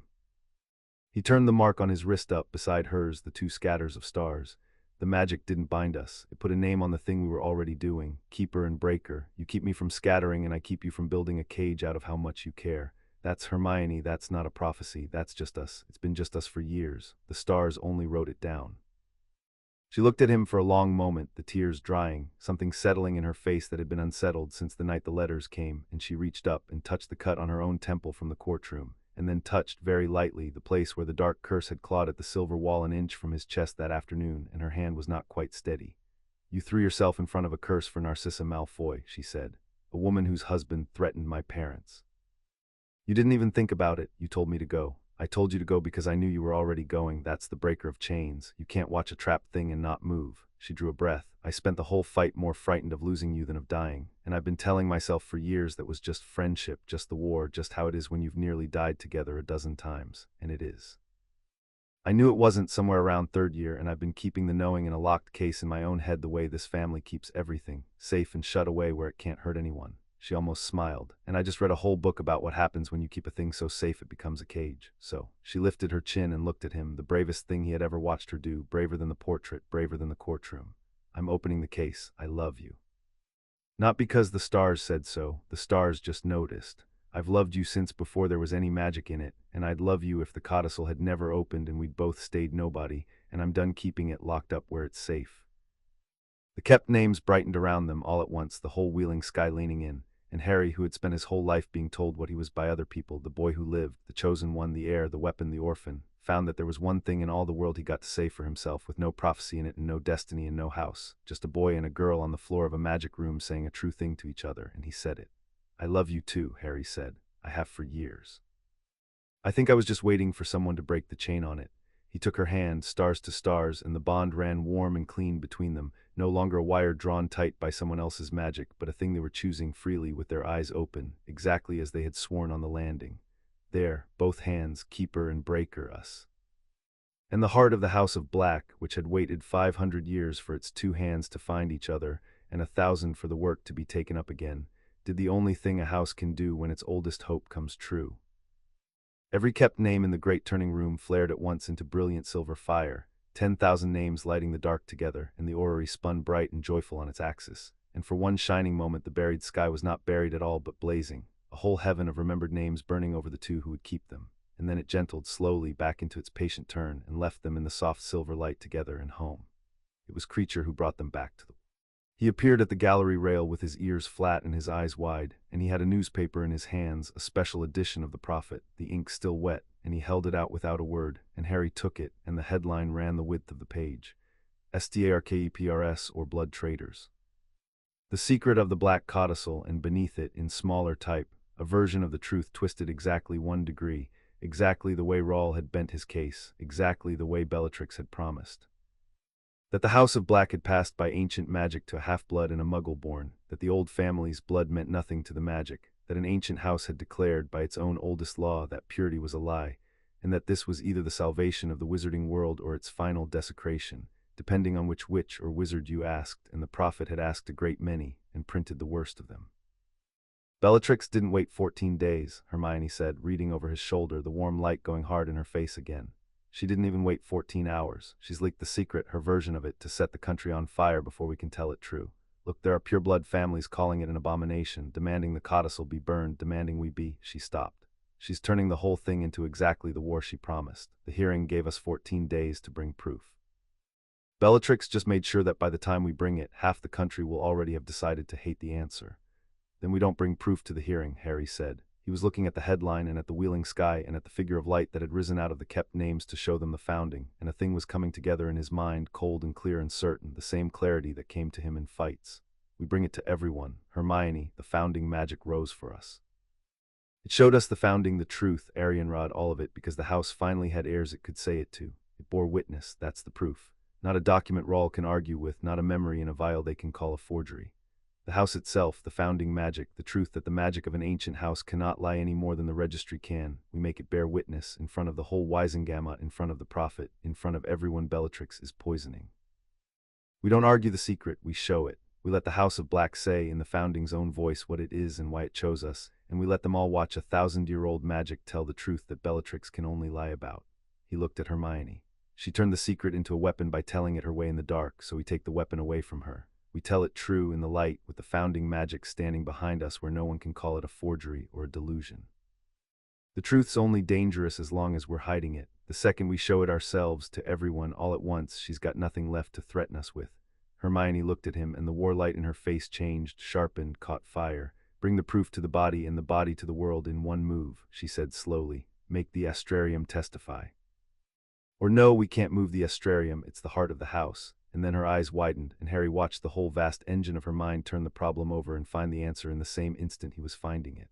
But the founding magic isn't bound to the room, it's bound to us. It rose for us 100 floors under London in a courtroom this afternoon. The kept names came when we called them, weak but real, away from the house. We are the house now, Harry, we carry it. We don't have to bring the Wisengamot here. We bring the house there in us, and we call the founding to bear witness in the middle of that chamber in front of the whole country, and we let Arianrod herself answer Bellatrix's lie. She was already on her feet, the exhaustion burned off, the lady of the house standing up in her under the wheeling sky. It's risky. The magic's thinner away from the heart, we saw that this afternoon, and to call the founding to actually speak, to manifest in front of 50 hostile witnesses, while Bellatrix's mob is screaming for our blood outside. If it fails, if the magic won't come, we've shown the whole country we've got nothing, and we lose everything. She looked down at him, fierce and frightened and absolutely certain. But if it works, Harry said, getting to his feet beside her. The House of Black tells the truth about itself for the first time in 500 years in front of everyone, and Bellatrix's war dies on the day it's born because you can't run a war on a lie once the truth. Stood up in public and looked everyone in the eye. He took her hand. We've got the proof. It's not a document. It's us and the house and the truth. Now we just have to survive long enough to show it, because Bellatrix isn't going to wait for the hearing either, and she said she'd burn the house down herself rather than watch it remade, and she meant it. As if the house had heard him, as if the wards, healed now and listening, had felt something turn at the edge of the world, the great orrery in the center of the room slowed and stopped and then began slowly to turn the other way, and a low deep note sounded through the whole building, the alarm note, the warning, fainter than the night Bellatrix had come but unmistakable, and the kept names dimmed, and creature at the rail made a small terrible sound. Something is coming, the old elf whispered. Not yet. Not tonight, but it is coming, and it is large, and it is full of hate, and it is coming for the house. His huge eyes turned up to the two of them. The lord and lady should rest while they can. Creature thinks they will not rest again until it is finished, one way or the other. And in the heart of the House of Black, under a sky that had stopped turning the way it should, Harry and Hermione stood together with the truth in their hands and 14 days that had just become far shorter, and looked toward the dark gathering at the edge of everything they had just decided was worth keeping. Tonks came through the flue at midnight with her hair gone a flat, frightened brown, which Harry had learned was the only color it took when the news was bad. It started, she said before she was fully out of the grate. The thing Narcissa warned you about, it's not coming, it's here. There've been 3 attacks tonight already. Muggle-born families, 2 of them just kids, nobody killed yet, but only because they got lucky. And the people doing it aren't even Death Eaters. That's the part, Matt, I can't get over. They're ordinary purebloods, respectable families, people who'd never have lifted a wand a week ago. And they're doing it because the prophet told them an ancient house just declared blood means nothing, and Bellatrix has been whispering in the right ears that the only way to stop the desecration is to make Muggle-borns too frightened to exist. She dropped into a chair, exhausted, her hair flickering toward a sicker gray. She's not waiting for your hearing, she's not even trying to win it anymore. She's decided that if she can set the country on fire fast enough, it won't matter what the Wisengamot rules in 14 days, because there won't be a Muggle-born left who dares claim anything. She's turning your secret into a pogrom, and it's working because you're sitting on the truth that would stop it and you haven't said a word. The kitchen was silent. Harry felt the words land in Hermione like stones, felt the cold spike of it through the bond, because the people being hunted tonight were her people, Muggle-borns, families exactly like the one they had warded that morning, frightened in their ordinary houses, and the truth that could save them was sealed in Hermione's careful caution. Read the book, win the hearing, one war at a time. We were going to wait, Hermione said. Her voice was very low.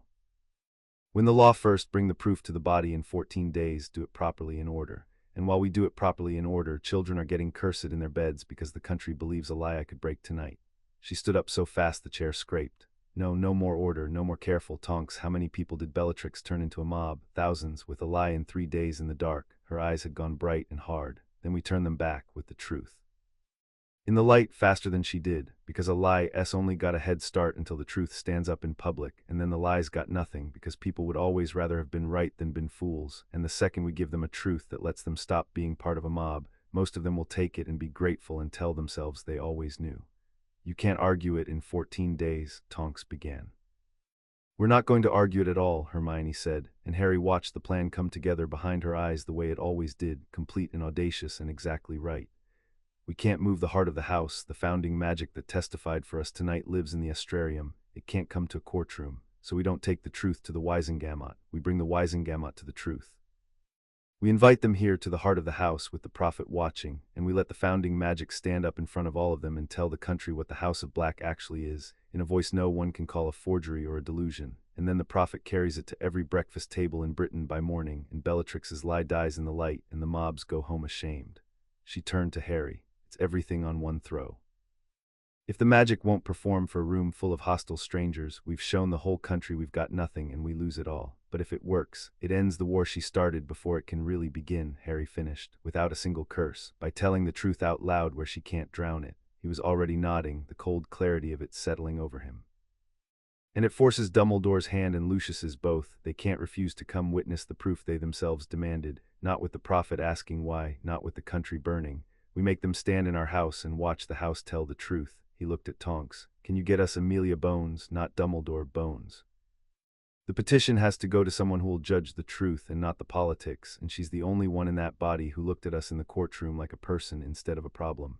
Mad Eye trusts her. I can get it to her desk by morning. Tonks's hair was already shading back toward a determined pink. You're both completely mad, you know that. You're going to invite the people trying to take your house into the one room where it's most dangerous during a war you're losing, and bet everything on a 1,000-year-old ghost agreeing to do a turn in front of a journalist. She stood and grinned, fierce and exhausted. Andromeda said you had Sirius's stubbornness and the girl's brain. She undersold it. I'll have Bones's answer by dawn. Try to sleep. You're going to need to be unforgettable. She was gone in a flare of green, and the kitchen was quiet, and the weight of what they had just decided sat down on both of them at once. Everything, on one throw, in 3 days, with the country on fire. They did not sleep, not at first. They sat in the heart of the house instead, under the wheeling sky, because it was where they both went now when the weight was too much to carry in an ordinary room, and for a while neither of them spoke, and the 10,000 kept names burned soft and steady overhead, indifferent and constant, the way the real stars were. I keep thinking about the families tonight, Hermione said finally. The ones who got lucky, the ones who won't tomorrow if we get this wrong. She had drawn her knees up, her chin on them, and the bond carried Harry the whole exhausted weight of her, the fear, and under it the thing that had been there since the founding spoke, the new certainty that had not been there a week ago. I've spent my whole life in the wizarding world being told, very politely, that I'm a guest, brilliant for a Muggle-born, impressive, considering, a credit to my kind. Her voice was quiet, not bitter, just true. And tonight there are people setting fire to families like mine to keep the world that way. And the House of Black, the most pure-blood thing there ever was, looked at all of it and chose me, not despite the Muggle-born, because of it. The founding said the renewal needed the burned name restored, it needed someone they'd thrown away. She turned her head against her knees to look at him. I'm not a guest in this anymore, Harry. I'm the lady of the oldest house in Britain, and the magic chose me on purpose, and I am done, completely done, being grateful to be allowed in a world that I am apparently meant to remake. Is that arrogant? It's the least arrogant thing I've ever heard you say, Harry said. You spent 6 years being the best at everything and apologizing for it. I think the magic just got tired of waiting for you to stop apologizing. He reached over and took her hand, the marked wrist, stars to stars, and the bond ran warm and chosen between them. And for what it's worth, you're not remaking it alone, keeper and breaker. You stop apologizing for being brilliant, and I'll break the chains off anyone who tries to make you start again. That's the deal. That's been the deal since the landing, I think. I just didn't have the words for it till the room gave them to us. She looked at him for a long moment, under the turning stars, the fear gentling out of her face into something steadier, and she did not say anything clever, which for Hermione was the rarest and truest thing. She just moved closer until her shoulder was against his and her head came to rest against him. And they sat together in the heart of the house at the end of the worst week of their lives, with everything riding on a single throw 3 days away and the country burning beyond the wards, and for 1 quiet hour under the names they had been chosen to keep. They let themselves simply be 2 people who had finally, against everything, found each other, before the morning came and the last battle with it. 3 days, Hermione murmured, half asleep against him. Then we save the world by telling it the truth, such a Hermione way to win a war. Wouldn't have it any other way, Harry said, and meant it. And above them the orrery turned, patient and bright, counting down the hours to the morning. They would bring the establishment of magical Britain into the heart of the House of Black and gamble everything on the oldest truth in it. Chapter 6 and Chapter 7. Lord and Lady of House Black, you cannot bring the heart of a house to a courtroom. So they brought the courtroom to the heart of the house. It was Hermione's move, and it was audacious, and it worked because it was the only thing that could. By the morning after the prophet's headline, Magical Britain was a powder keg, pureblood families demanding the codicil burned, Muggle-born families terrified, the ministry paralyzed between them, and Bellatrix Lestrange's whispered version of the secret spreading faster than any truth could chase it. The Wisengamot could not wait 14 days, the country would not survive 14 days. So when Hermione's petition arrived on Amelia Bones's desk, that the body could not assess a family magic from the safety of a stone courtroom, that the proof of the codicil's intent existed only in the heart of the house and could only be witnessed there, and that the respondents therefore invited a delegation of the Wisengamot to come to Grimmauld Place and see the truth with their own eyes. Amelia Bones read it twice and went to the chief warlock. And the emergency session was convened not in courtroom 10 but in the drawing room of number 12. They came at dusk. Dumbledore first in the purple of the chief warlock, his neutrality intact but his eyes when they found Harry in the hall, alive with a wariness that was almost hope. Amelia Bones, square and steady, her monocle catching the lamplight. Cuthbert Rawle, neat and grey and watchful. Lucius Malfoy, immaculate, his frost smile fixed, his cane in his hand, and beside him, pale and composed, Narcissa, who had not spoken to Harry since the courtroom floor and who looked at him now across the hall with the closed door of her face very slightly ajar. And because Hermione had insisted and the truth required it, 2 witches from the prophet, quills capped for now, there to carry whatever happened tonight to the whole country by morning. "You understand the risk you take inviting us here," Dumbledore said quietly, as Harry led them up through the waking house, past the silent, attentive portraits, toward the third-floor landing. "If the house does not perform, if whatever you mean to show us fails to convince this delegation, you will have spent your last credibility, and the codicil will be set aside, and there will be no second hearing. You are wagering everything on a single throw." "We know," Harry said. "But the house doesn't perform, Professor. It tells the truth. We're not worried it'll fail to convince you. We're worried about what comes for us in the middle of it." He glanced at the dark landing ahead where the black door stood, warm now, glowing faintly along its seam. "Bellatrix said she'd burn the house down rather than see it remade. She knows we have to bring the truth out into the light to beat her lie. She's not going to let us do that quietly." He looked back at the delegation. "So I'll ask you all to do something you won't like. When it starts, and it will start, don't run. Stay in the room. The heart of the house is the safest place in Britain tonight and the most dangerous, and you need to see what's in it before the people trying to destroy it arrive."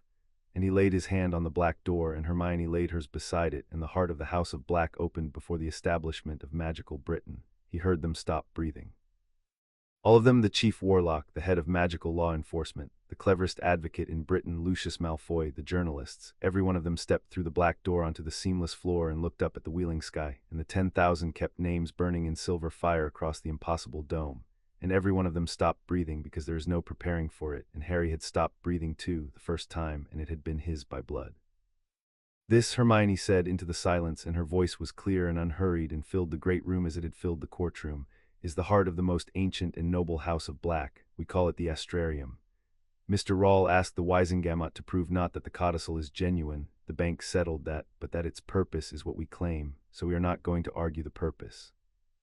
We are going to show it to you in the founding magic's own voice, because the magic of an ancient house cannot lie any more than its registry can, and you are about to hear the House of Black tell you what it is." She lifted her marked wrist, and Harry lifted his, and the stars on both blazed. "This is the proof. Watch," they called the founding together. It was harder than it had been the night before. The room was full of strangers, hostile and afraid, and the magic felt them, felt the doubt and the fear and Lucius Malfoy's cold contempt pressing against it. And for one terrible moment Harry thought it would not come, that the founding would not show itself to the very establishment that had let the house rot. He felt Hermione feel it too, the hesitation, the magic drawing back from the hostile room, and he did the thing he had learned to do, the thing that was the whole shape of him. He broke the chain on it. He reached down through the bond, through the kept names, to the founding magic drawing back afraid, and he did not command it. "You did not command this magic," he freed it. "Show them," he thought, with everything in him. "You've been kept in the dark 500 years by people ashamed of you. We're not ashamed. Come out. Tell them the truth, be seen," and the founding magic, freed, came. The threads of silver light poured down from the wheeling sky and gathered before the delegation. And where they gathered they wove the figure, the tall woman with the stars in her hair and her hands open and full of names, and Arianrod, first keeper of the night, founder of the house that took its name from the dark it stood against, rose before the Wisengamot of magical Britain and spoke, and her voice was the voice from the codicil and older, and it filled the great room and the bones of everyone in it.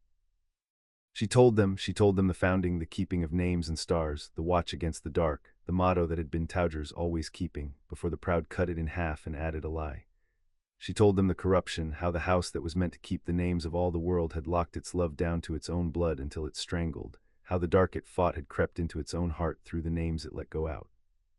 She told them the work, the two hands, the keeper and the breaker, bound together because the keeping becomes a cage without the breaking, and the breaking becomes a wind without the keeping. And she told them the choosing, that when the warrant of the sky came, the magic had looked across all the world not for the purest blood but for the truest natures, and had found a keeper of names who would let no name be lost, and a breaker of chains who could not stop setting the bound free, and had bound them, because they were the house's two hands and its only hope of remaking.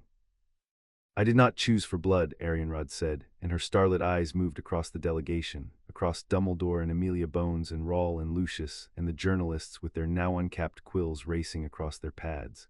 Blood was never the work. The house that forgot that nearly died of it. I chose the Keeper and the Breaker, and they are these two, and the house lives again in their hands, and it will be at last what it was always meant to be, a keeper of every name under the sky, the pure and the common and the burned away, all of them held against the dark together. That is the truth of the codicil. That is why Walburga Black set aside the blood, not madness, not spite. Repentance, the only honest act of a dishonest life, and the oldest law of the house reaching past her pride to choose its own salvation. You came to learn whether the instrument's purpose is what they claim. The figure of light inclined her starlit head. It is more than they claim. It is the reason the House of Black exists at all. Now you know it too. The dark cannot have a name once it is spoken in the light. Carry it out of this room and speak it, and the lie that the burning woman is spreading will go out like a lamp starved of air. The figure faded slowly back up into the wheeling sky, and the kept name settled, and the heart of the House of Black was silent. And into that silence Amelia Bones said in a voice that was not quite steady, I have served the law of this country for 30 years, and I have never once been certain I was on the side of the truth. I am certain now. She turned to the chief warlock.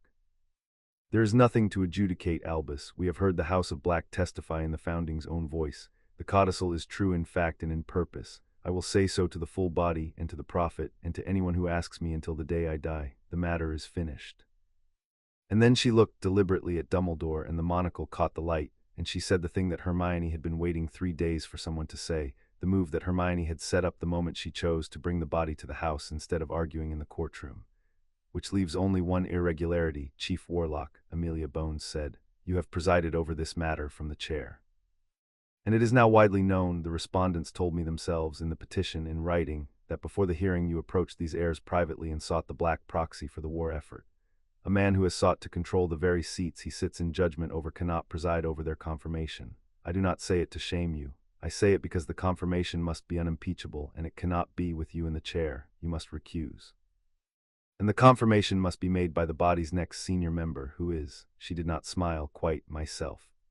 The heart of the house went very still. Harry watched Dumbledore watch the old wizard understand in a single instant that the children he had tried to manage had just, with perfect courtesy and perfect law, stripped him of the chair and the block and any claim to either, and had done it not in spite but in the open, on the record, where his only honorable move was to agree. And he watched Albus Dumbledore do the thing that had made Harry, against all his anger, never quite able to stop loving him. The old wizard bowed. Madame Bones is correct, Dumbledore said. I have a conflict, and I should have declared it, and I did not because I wanted the seats too much to look closely at my own motives. That is the oldest mistake I have, and I have just been shown it again by 2 people I tried to manage and could not, thank God. He turned and he looked at Harry and Hermione, and the glacial neutrality was gone, melted entirely, and what was under it was warmth and grief and something that was almost pride. I recuse myself. I will support whatever Madame Bones confirms, and I will say, for the record, the journalists are keeping. He inclined his head, the deep formal bow he had promised in the drawing room a lifetime ago, that I was wrong to fear the house would bind you, Harry. It did not bind you, you remade it. I am the first to bow to the Lord and Lady of House Black, exactly as I said I would be, and I have never in a long life been so glad to lose an argument. It was at that moment, with the Founding's truth ringing in the room, with Amelia Bones turning to make the confirmation, with Dumbledore bowed and the prophet's quills flying and the whole long legal war won clean, and in the open in front of witnesses no one could doubt that Bellatrix Lestrange made good on her promise, and tried to burn the House of Black down with everyone in it.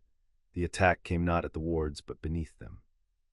Harry felt it through the mark, a wrongness, a heat, coming not from the street but from below, from the foundations, from the stone the house stood on, and creature appeared in the heart of the room shrieking, Fire, fiendful, beneath the house in the cellars, she is burning the foundations. She means to bring the heart down into the flames, and Harry understood, with the cold clarity that came to him in fights, exactly what Bellatrix had done. She had not come to break the wards, because she could not break the wards. So she had gone under them into the London earth, into the old cellars beneath number 12, and she had loosed fiendfire, the cursed flame that consumes anything, that hungers, that grows, directly into the bones of the house, to burn it from underneath, to bring the astrarium and everyone in it crashing down into a furnace before the truth they'd just spoken could reach the morning papers. And as the floor of the heartroom shuddered and the first tongues of impossible flame came licking up through cracks in the seamless black stone, taking the shapes of burning serpents and burning wolves, Harry heard her voice rise from the inferno below. From the heart of the fire she had become one with, mad and triumphant and grieving all at once. If I can't have it pure, Bellatrix screamed from the flames, no one will have it at all. Burn, you thieves. Burn with your filthy remade house and your 10,000 mudblood names. I'd rather it ash, I'd rather it all ash than open to the likes of her. The delegation broke, 50 years of dignity gone, Rawl and the journalists scrambling for the door, Lucius seizing Narcissa's arm to drag her toward escape, and Harry's voice cracked across the room like a whip, his and Hermione's both, the lord and lady of the house refusing to let their witnesses flee into a burning house. Nobody moves. The heart room is the safe place, the fire can't reach the kept names, stay in the light. And to Hermione, low and fast, wrists already pressing together. We can't fight fiendfire with shields, it eats shields, it ate crab in the room of requirement. Then we don't fight the fire, Hermione said, and her face was white and her eyes were blazing and the whole vast engine of her was turning at full speed. We fight her. She's in it, she's bound herself into the fiendfire to control it. That's the only way to aim it. Fiendfire's almost impossible to direct. She's riding it, she's the will inside it. So we don't put out the fire, we cut out its will. We take Bellatrix out of the flame and the flame goes wild and we can banish wildfire. The old work can banish it, but only if she's not in its steering. The floor heaved. A pillar of burning serpents reared up across the room and the kept names above blazed brighter, the house fighting for its own life. Harry, the rings, we have to take the rings, he understood. The investiture, the full power of lord and lady, the complete magic of the house, which they had left on the velvet cushion because the claim was unsecured. The claim was secured now. Amelia Bones had all but spoken the confirmation, the founding had testified, the law was won. And the house was burning and 2 heirs could call the kept names, but only a lord and a lady invested with the full magic of House Black could do what had to be done to a witch who had made herself one with cursed fire. The plinth, Harry said together. On 3, they crossed the heaving floor through the rising flames, the kept names raining silver light down to hold the fire back from them, and reached the plinth at the center of the room, and the panel slid open at their approach, and the 2 rings lay on the gray velvet, the dark metal drinking the firelight, the cold white stones blazing. And Harry took the Lord's ring and Hermione took the Lady's, and they looked at each other across the plinth in the burning room, with the establishment of Britain cowering at the walls and Bellatrix Lestrange screaming from the inferno below. And Hermione said, together, and Harry said, together, and they put the rings on. The House of Black crowned its lord and lady, and the heart of it caught fire, not Bellatrix's fire, but its own, silver and cold and blazing, the founding magic pouring up out of the kept names and into the 2 who now wore the signets of the office. And Harry felt the complete magic of 1,000 years come into him, the keeping and the breaking, the stars and the names, the whole vast inheritance no longer sleeping, no longer thinned by distance from the heart, but here in the heart in him. In Hermione, in the bond blazing between their 2 ringed hands like a bar of white star fire, and he was not a boy fighting a curse anymore. He was the lord of the House of Black, and the keeper of names stood beside him as its lady, and beneath them a murderer had set their home alight. They turned to the fire together, and they did not cast a spell, because what they did was older than spells. Hermione reached into the fiendfire with the keeper's hand and found, in all that hungering flame, the one thing the keeper of names could always find, a name, Bellatrix Black, not Lestrange, Black, her name in the true registry, the name of the house she had loved and betrayed. And Hermione held the name, the way Arianrod had held the names against the dark, the way the house had been founded to do, held Bellatrix's name fast in the silver light so the fire could not have it, so the woman could not dissolve fully into the flame she rode. And Harry reached into the fiendfire with the breaker's hand and did the thing that was the whole shape of him. He broke the chain.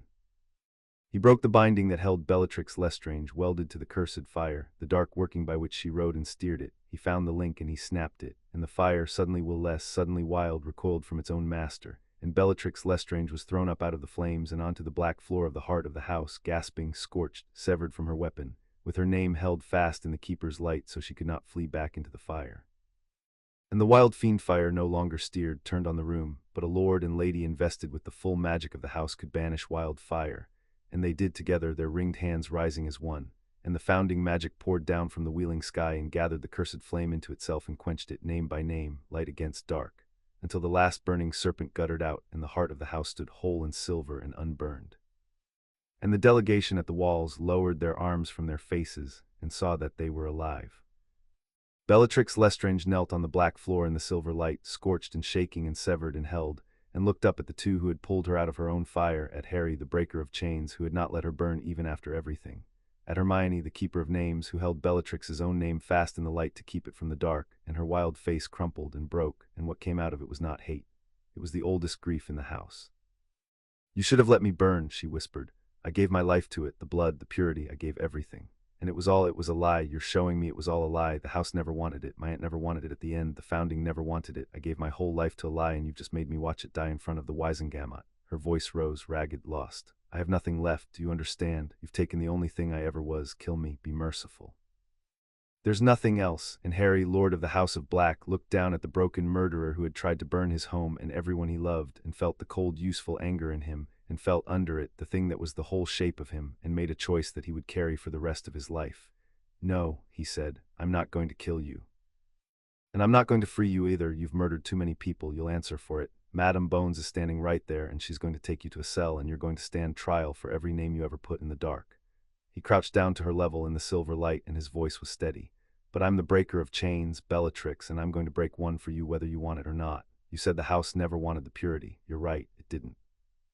And that means the thing you gave your life to was a chain somebody put on you when you were too young to know better, the same people who burned your sister Andromeda off the wall, the same lie that strangled this whole family. You didn't fail the house by being impure. The house failed you by teaching you the lie. He stood. I can't give you your life back, but I can tell you the truth before you go to your cell, which is more than the people who made you ever did. The House of Black has your name, Bellatrix Black. It's holding it in the light right now so the fire couldn't have it. Whatever you did, and you did terrible things, and you'll pay for them, the house isn't going to let your name go out into the dark. That's the work, that's what we are now. We keep them all, even yours. Bellatrix Lestrange stared up at him, and the madness and the grief and the hate all went out of her face at once, and left behind something Harry had not imagined was still in there.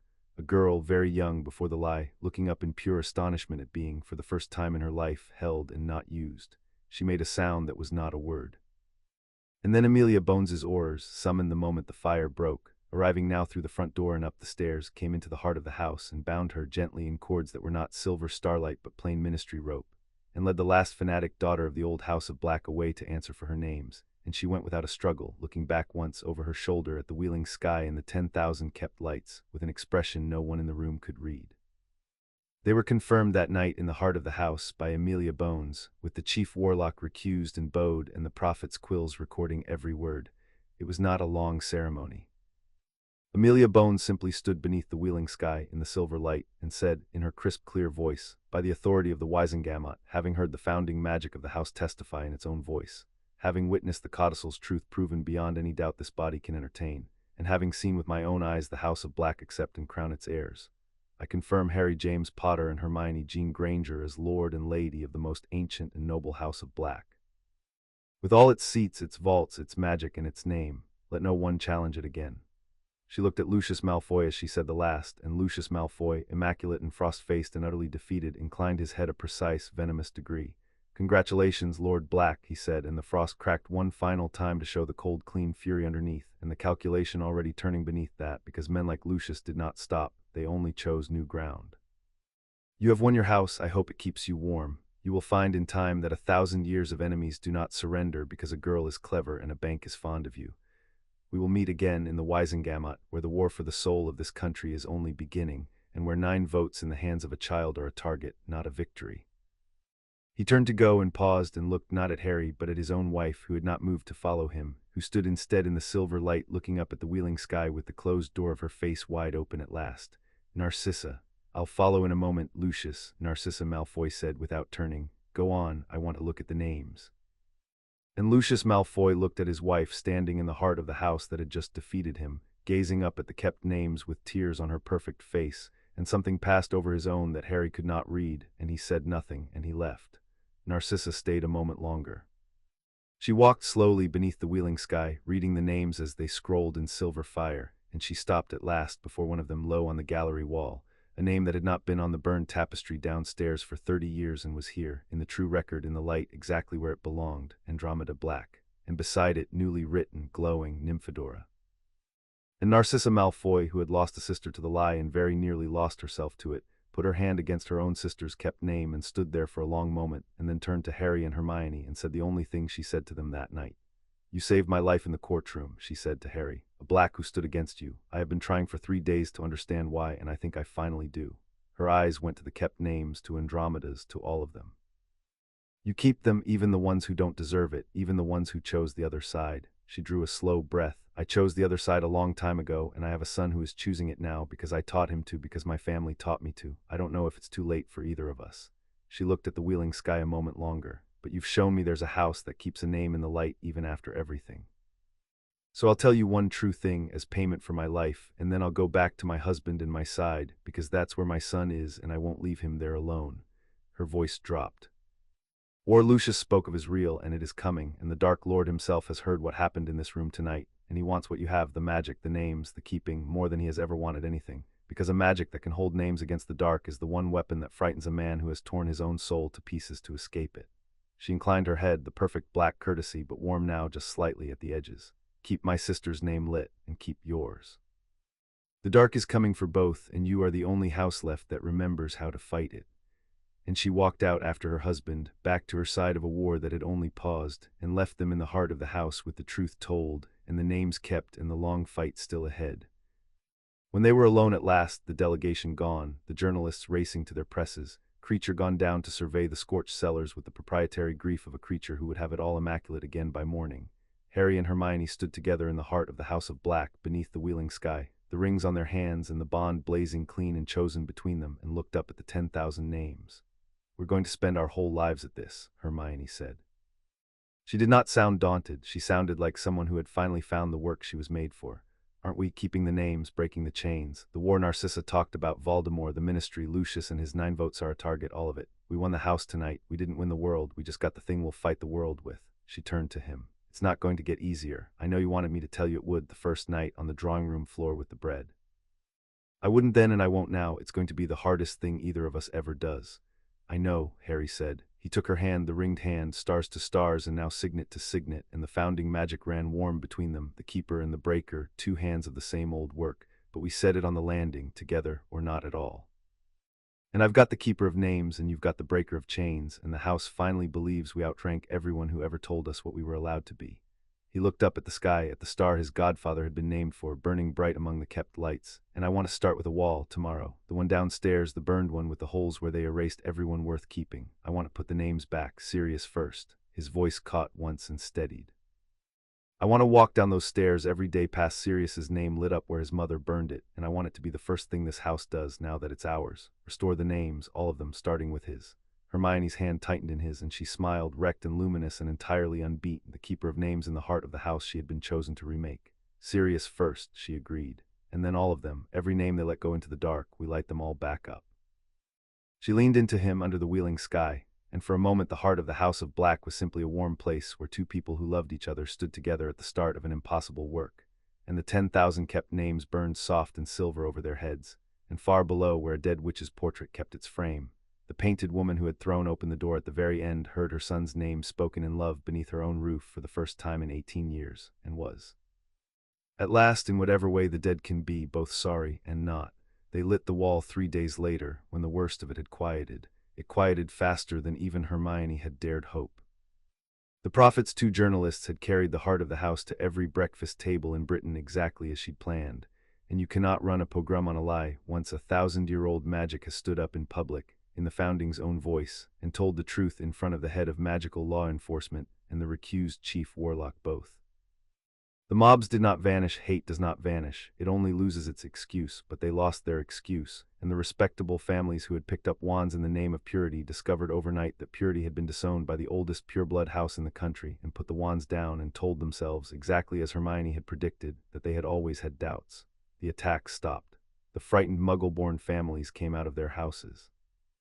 And the House of Black, which had spent 1,000 years teaching the world to burn names, had spent a single night teaching it to keep them, and the world, being mostly tired and mostly decent under the fear, had been relieved to learn the lesson. So now they stood in the long downstairs hall of number 12, in front of the wall, the great tapestry of the family tree, its branches heavy with names, its surface pocked with the ugly scorch marks where Walburga and her mothers before her had burned away everyone they were ashamed of. Sirius's mark, Andromeda's, a dozen others, holes in the family where the love had been cut out. They were not alone. Rom was there, and Andromeda Tonks with her husband Ted, and Nymphadora with her hair gone a soft astonished gold for the occasion, and Creature, in a clean pillowcase he had produced from somewhere and pressed with evident ceremony, standing very straight at the foot of the wall like a retainer at a coronation. And above them all, in her frame at the top of the stairs, the portrait of Walburga Black watched, silent, her painted hands folded, her son's burned mark directly below her. "It's not a charm," Hermione said quietly to the small gathered company, We can't just paint the names back. The burning was real magic, spite made permanent. To undo it, we have to do the opposite of spite, which is the actual work of the house, the thing the founding showed us. We keep the name. We hold it in the light until the dark has to give it back. She looked at Harry. Together, Sirius first, like you said. They pressed their wrists together, the rings warm, the marks blazing, and they reached down through the bond into the kept names of the astrarium 3 floors above, into the true record that could not lie, where Sirius Orion Black had been written in silver the whole time, his mother's burning without force, and they brought the name down. They held it, the keeper and the breaker, Hermione keeping it fast and Harry breaking the old spite magic that had cut it away.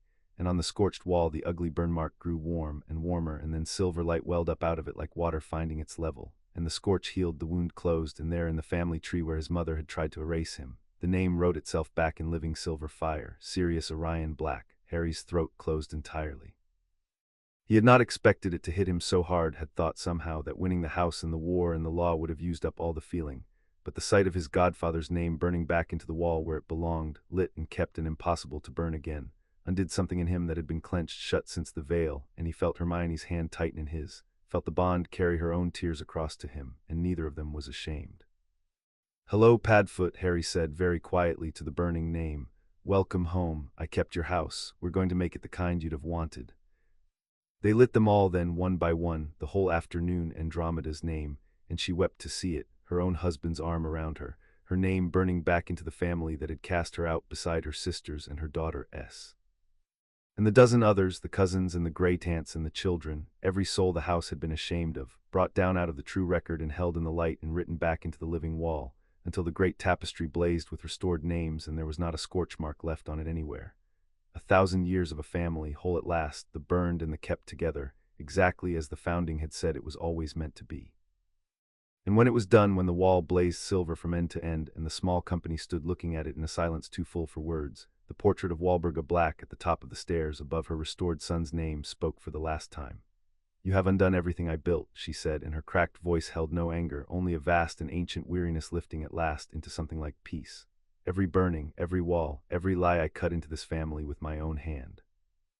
You have undone all of it in a single afternoon, and the house is the better for every undoing, and I am." The painted eyes went to her son's name, burning warm and silver directly below her. "I am looking at Sirius's name on my wall, where I swore it would never be again, and I find that I am glad, that I am only glad. There is nothing left in me but glad." She was quiet a moment. "Keep them lit, Lord and Lady of my house, all of them. It is the work. Always the work, before I forgot it." And then to the silver name below her own, in a whisper that the whole hall heard and no one would ever repeat, "Hello, my son, I was wrong, welcome home." And the portrait of Walburga Black bowed her head and folded her hands and went still, not the stillness of paint waiting to scream, but the stillness of something that has finally, after a very long time, been allowed to rest. Creature made a small sound and pressed his face into his clean pillowcase. Andromeda was weeping openly into her husband's shoulder and laughing at the same time. Ron, who did not have words for things like this and knew it, simply put a hand on Harry's shoulder and left it there, which was the whole of what Harry needed. And Hermione stood in the blazing hall of the house she had been chosen to remake, her hand in Harry's, the rings warm and the bond clean and chosen between them, looking up at 10 generations of restored names with the fierce, wet, luminous expression of a girl who had walked into a world with no record of her, and ended by teaching the oldest family in it how to keep everyone. "We did it," she said, "the first thing, the wall." She leaned into him. "It's a good first thing, Harry. Of all the things we're going to do, the seats, the war, the whole impossible rest of it, I think this might be the one I'm proudest of. We made the House of Black keep its people, even the ones it threw away, even the one who threw them." "Even her," Harry agreed, looking up at the resting portrait, at the dead witch who had broken her whole self at the very end to throw open a door. "Even her, that's the work, we keep them all." He turned to look at the blazing wall, his godfather's name burning warm among 10 generations, and felt, for the first time since a cupboard under the stairs, the thing that the House of Black had been founded 1,000 years ago to be, and had forgotten, and had finally, in the hands of a half-blood orphan and a Muggle-born girl, remembered how to be again. It felt like home. Above them the orrery turned, the right way now, patient and bright. The dark gathered at the edges of the world, as it always had, as it always would, and in the heart of the house founded to stand against exactly that, the Lord and Lady of the most ancient and noble House of Black looked up at the names they had been chosen to keep, and the chains they had been chosen to break, and did not look away. Chapter 7 End.